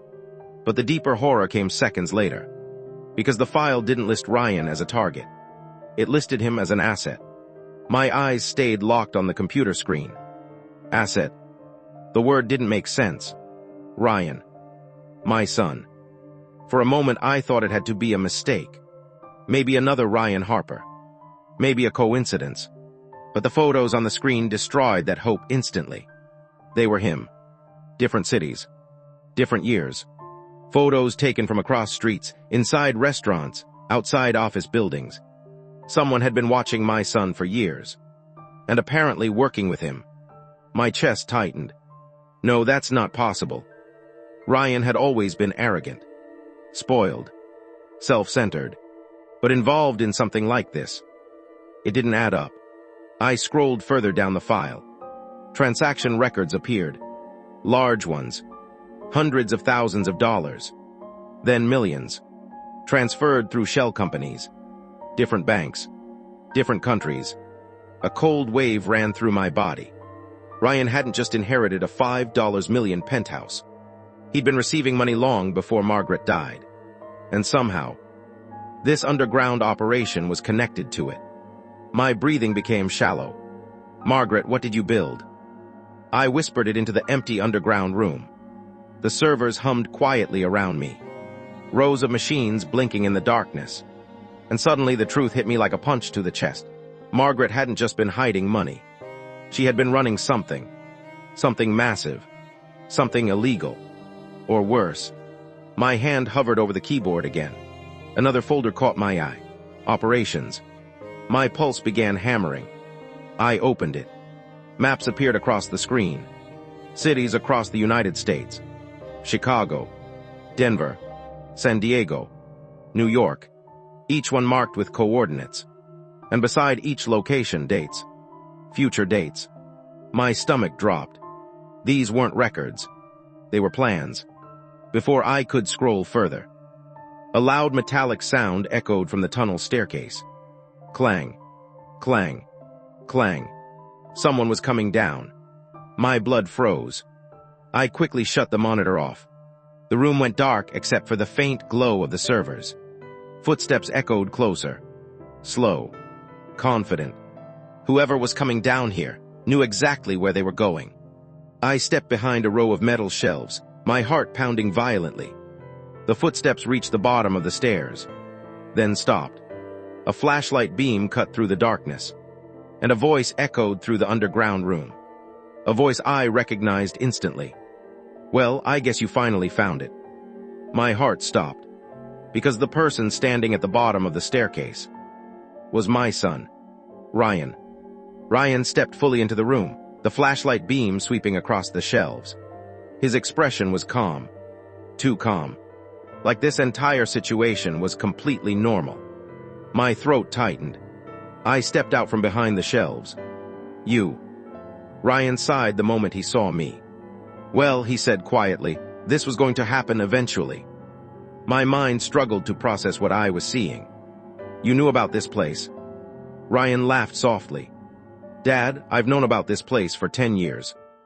10 years. The words hit me like a hammer. Your mother built it, he continued. The room felt colder suddenly. She built this. Ryan nodded. She was smarter than you ever realized.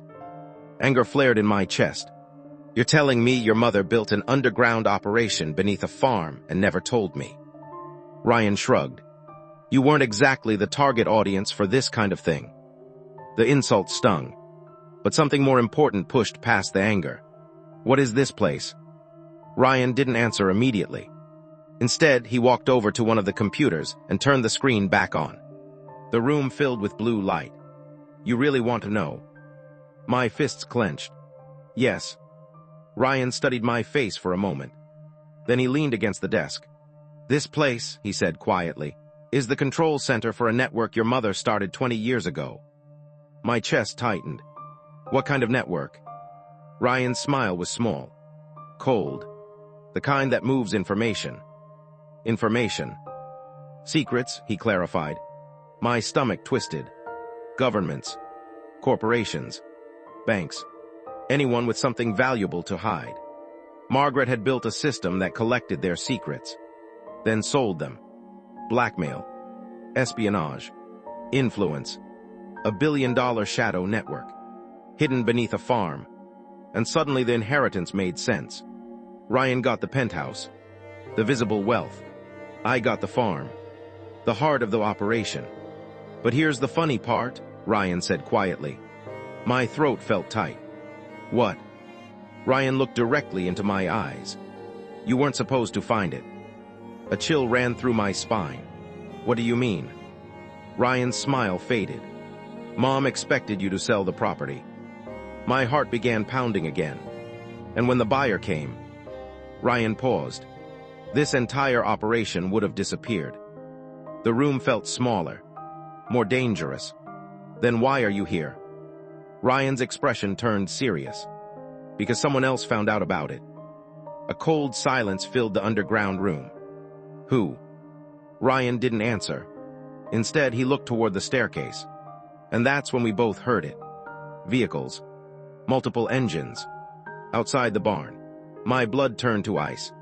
Ryan whispered one word. Too late. The sound of engines grew louder above us. Multiple vehicles.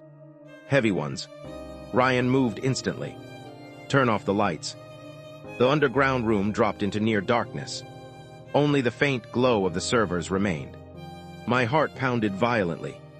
Who is that? I whispered. Ryan's face looked tense for the first time. People who definitely shouldn't know about this place.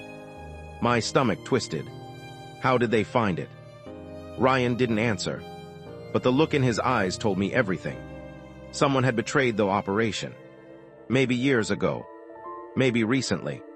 But now whoever they were coming to claim it. A loud crash echoed from above. The barn doors being forced open. My chest tightened. Ryan moved quickly across the room. Follow me. We rushed toward a second tunnel on the far side of the chamber. A narrow escape corridor. Your mother built emergency exits everywhere, Ryan muttered. Footsteps thundered above us now. Voices. Men shouting. Metal clanging. They were inside the barn. Ryan stopped at a steel door. He entered a code. The door slid open. Cold night air rushed inside. Freedom. But as we stepped outside into the darkness behind the barn, headlights suddenly exploded across the field. Blinding. Dozens of them. My heart dropped. Black SUVs surrounded the farm. Men stepped out. All armed. Ryan whispered under his breath. We're screwed. One of the men stepped forward. Tall. Calm. Wearing a dark coat. He studied both of us carefully. Then he smiled. Well, the man said slowly. This family reunion is convenient. My stomach twisted. Ryan's voice was low. Dad? Yes. That man? Yeah. Ryan swallowed. He's the reason Mom built this place in the first place. The man walked closer through the field. His footsteps slow, confident, like he already knew he had won.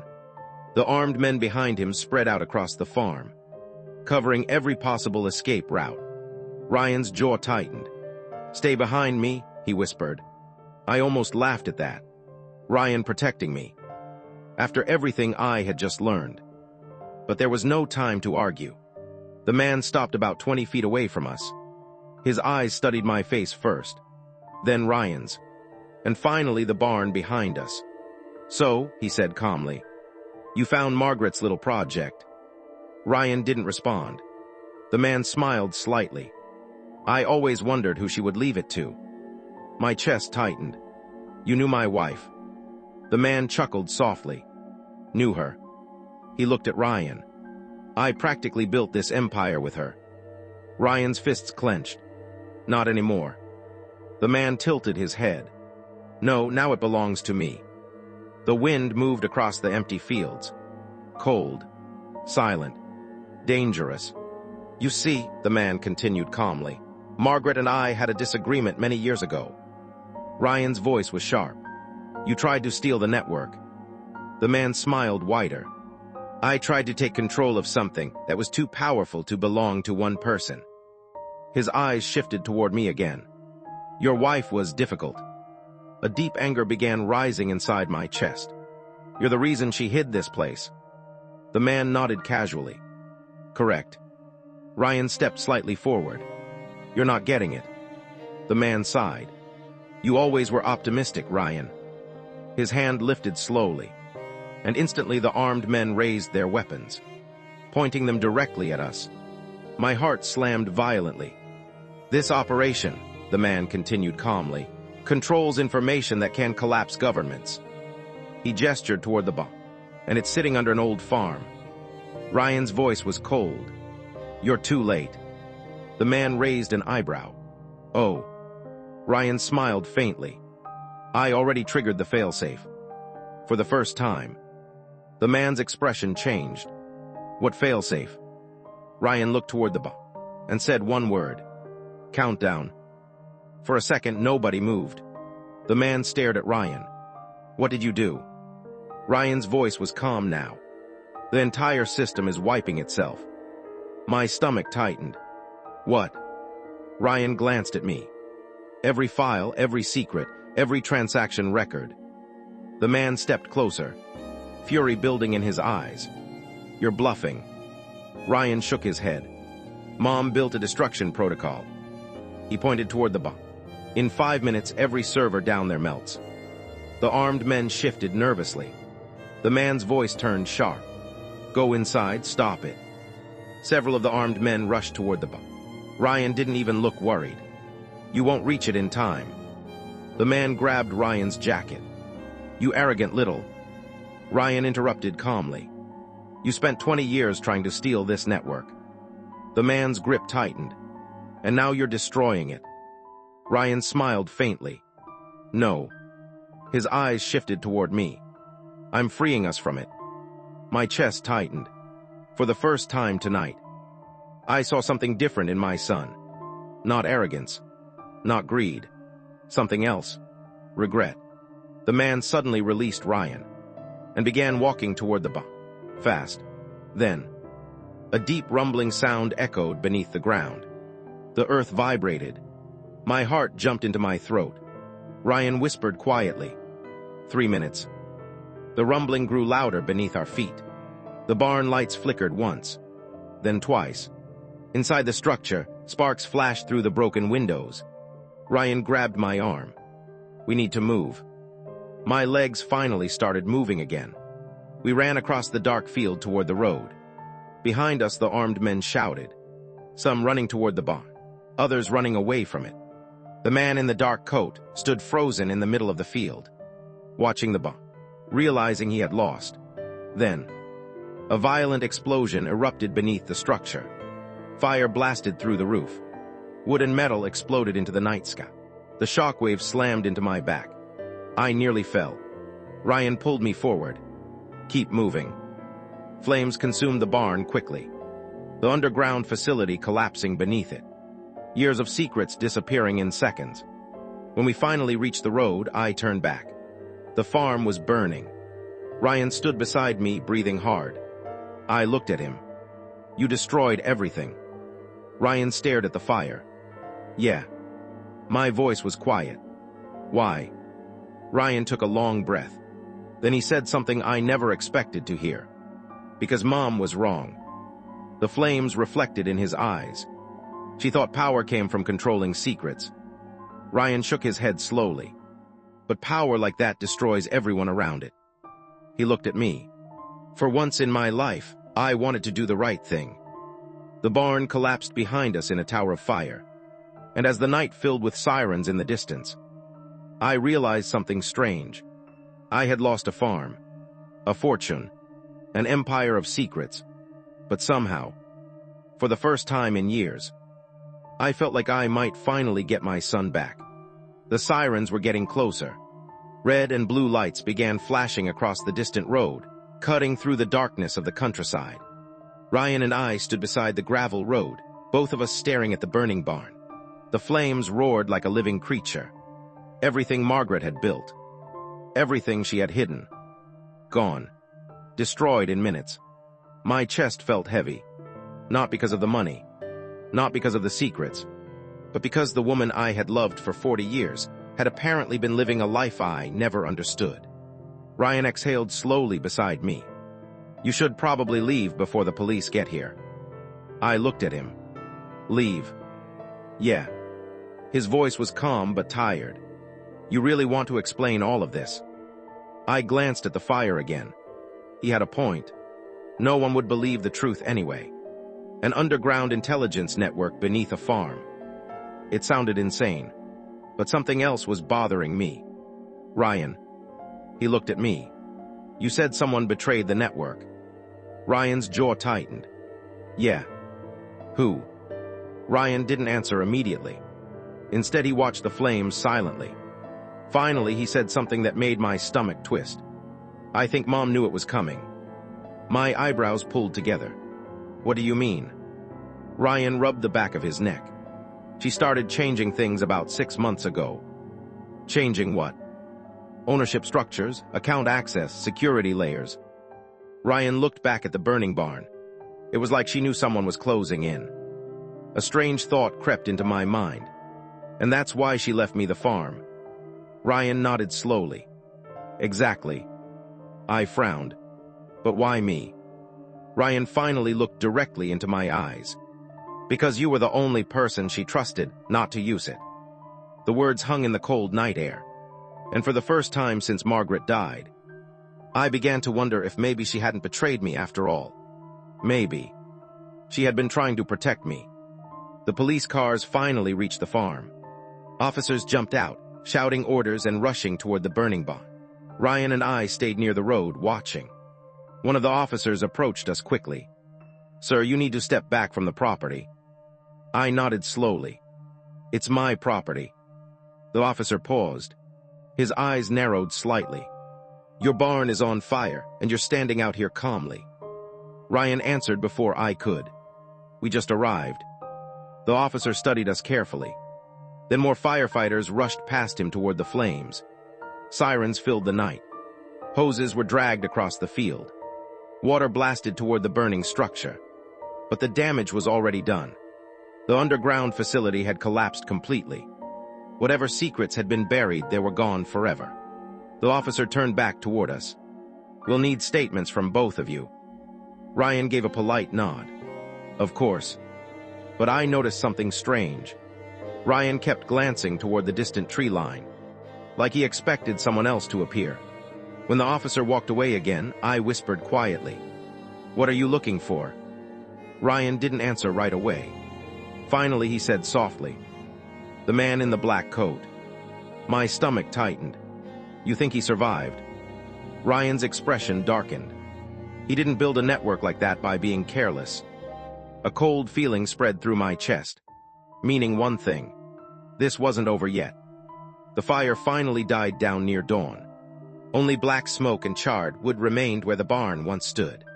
Police officers taped off the entire property. Investigators walked through the debris, but they wouldn't find anything. The underground facility had been completely destroyed. Ryan stood beside me near the police tape. His face looked exhausted. You should go home, he said. I shook my head. This was my home. Ryan sighed quietly. You know what I mean. He hesitated before speaking again. Dad, there's something I never told you. I looked at him. What? Ryan's voice lowered. The network Mom built. Yeah. It didn't only collect secrets. My stomach tightened again. What else did it do? Ryan looked toward the burnt ground where the barn had stood. It protected people. I frowned. Protected them from what? Ryan finally answered. From men like the one who came tonight. The realization hit me slowly. Margaret hadn't just been running a criminal network. She had been fighting a hidden war. 3 days later, the farm was quiet again. Investigators had left. The fire debris had cooled, and life was slowly returning to normal. Or at least as normal as it could be. Ryan and I sat on the porch of the old farmhouse. Neither of us spoke for a while. Finally, I said something I had been thinking about for days. You destroyed $1 billion network. Ryan shrugged lightly. Yeah. Any regrets? Ryan looked out across the fields. Only one. What's that? I wish Mom had trusted you enough to tell you the truth. The word sat heavily between us, because deep down, I wished the same thing. A black car appeared at the end of the dirt road. Ryan noticed it first. His entire body tensed. Dad, I see it. The car stopped near the gate. One man stepped out, tall, wearing a dark coat. My stomach dropped. The same man from the field, alive, and walking toward us. Ryan stood up immediately. His voice was low. Stay behind me. But the man raised his hands calmly as he approached. No weapons today. Ryan didn't relax. You survived. The man smiled faintly. I usually do. His eyes moved toward me. You must be Stephen. I didn't respond. The man continued. Your wife was an extraordinary woman. Ryan's voice was cold. You came to finish what you started. The man shook his head. No. He looked toward the empty barn ruins. You already finished it for me. The man placed something on the porch table. A small metal drive.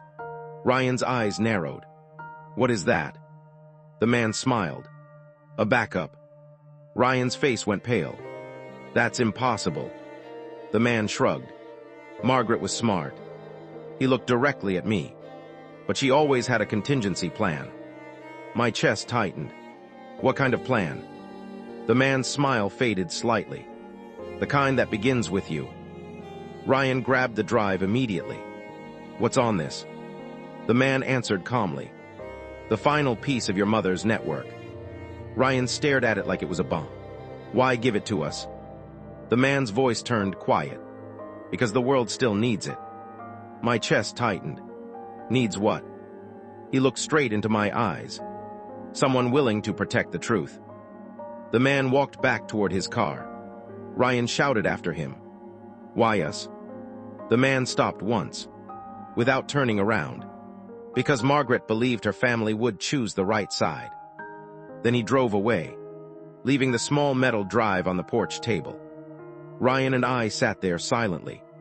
The small drive between us, a single piece of metal holding the remains of Margaret's secret empire. Ryan looked at me slowly. Well, I sighed deeply. I just wanted to run a grocery store. Ryan laughed softly for the first time in days. Yeah. He picked up the drive, but it looks like Mom had other plans. The wind moved across the quiet farmland, and for the first time, I realized something strange. The story hadn't ended. It had only just begun, because somewhere out there, people were still hiding dangerous secrets. And now, my son and I were the only ones left who knew how to find them.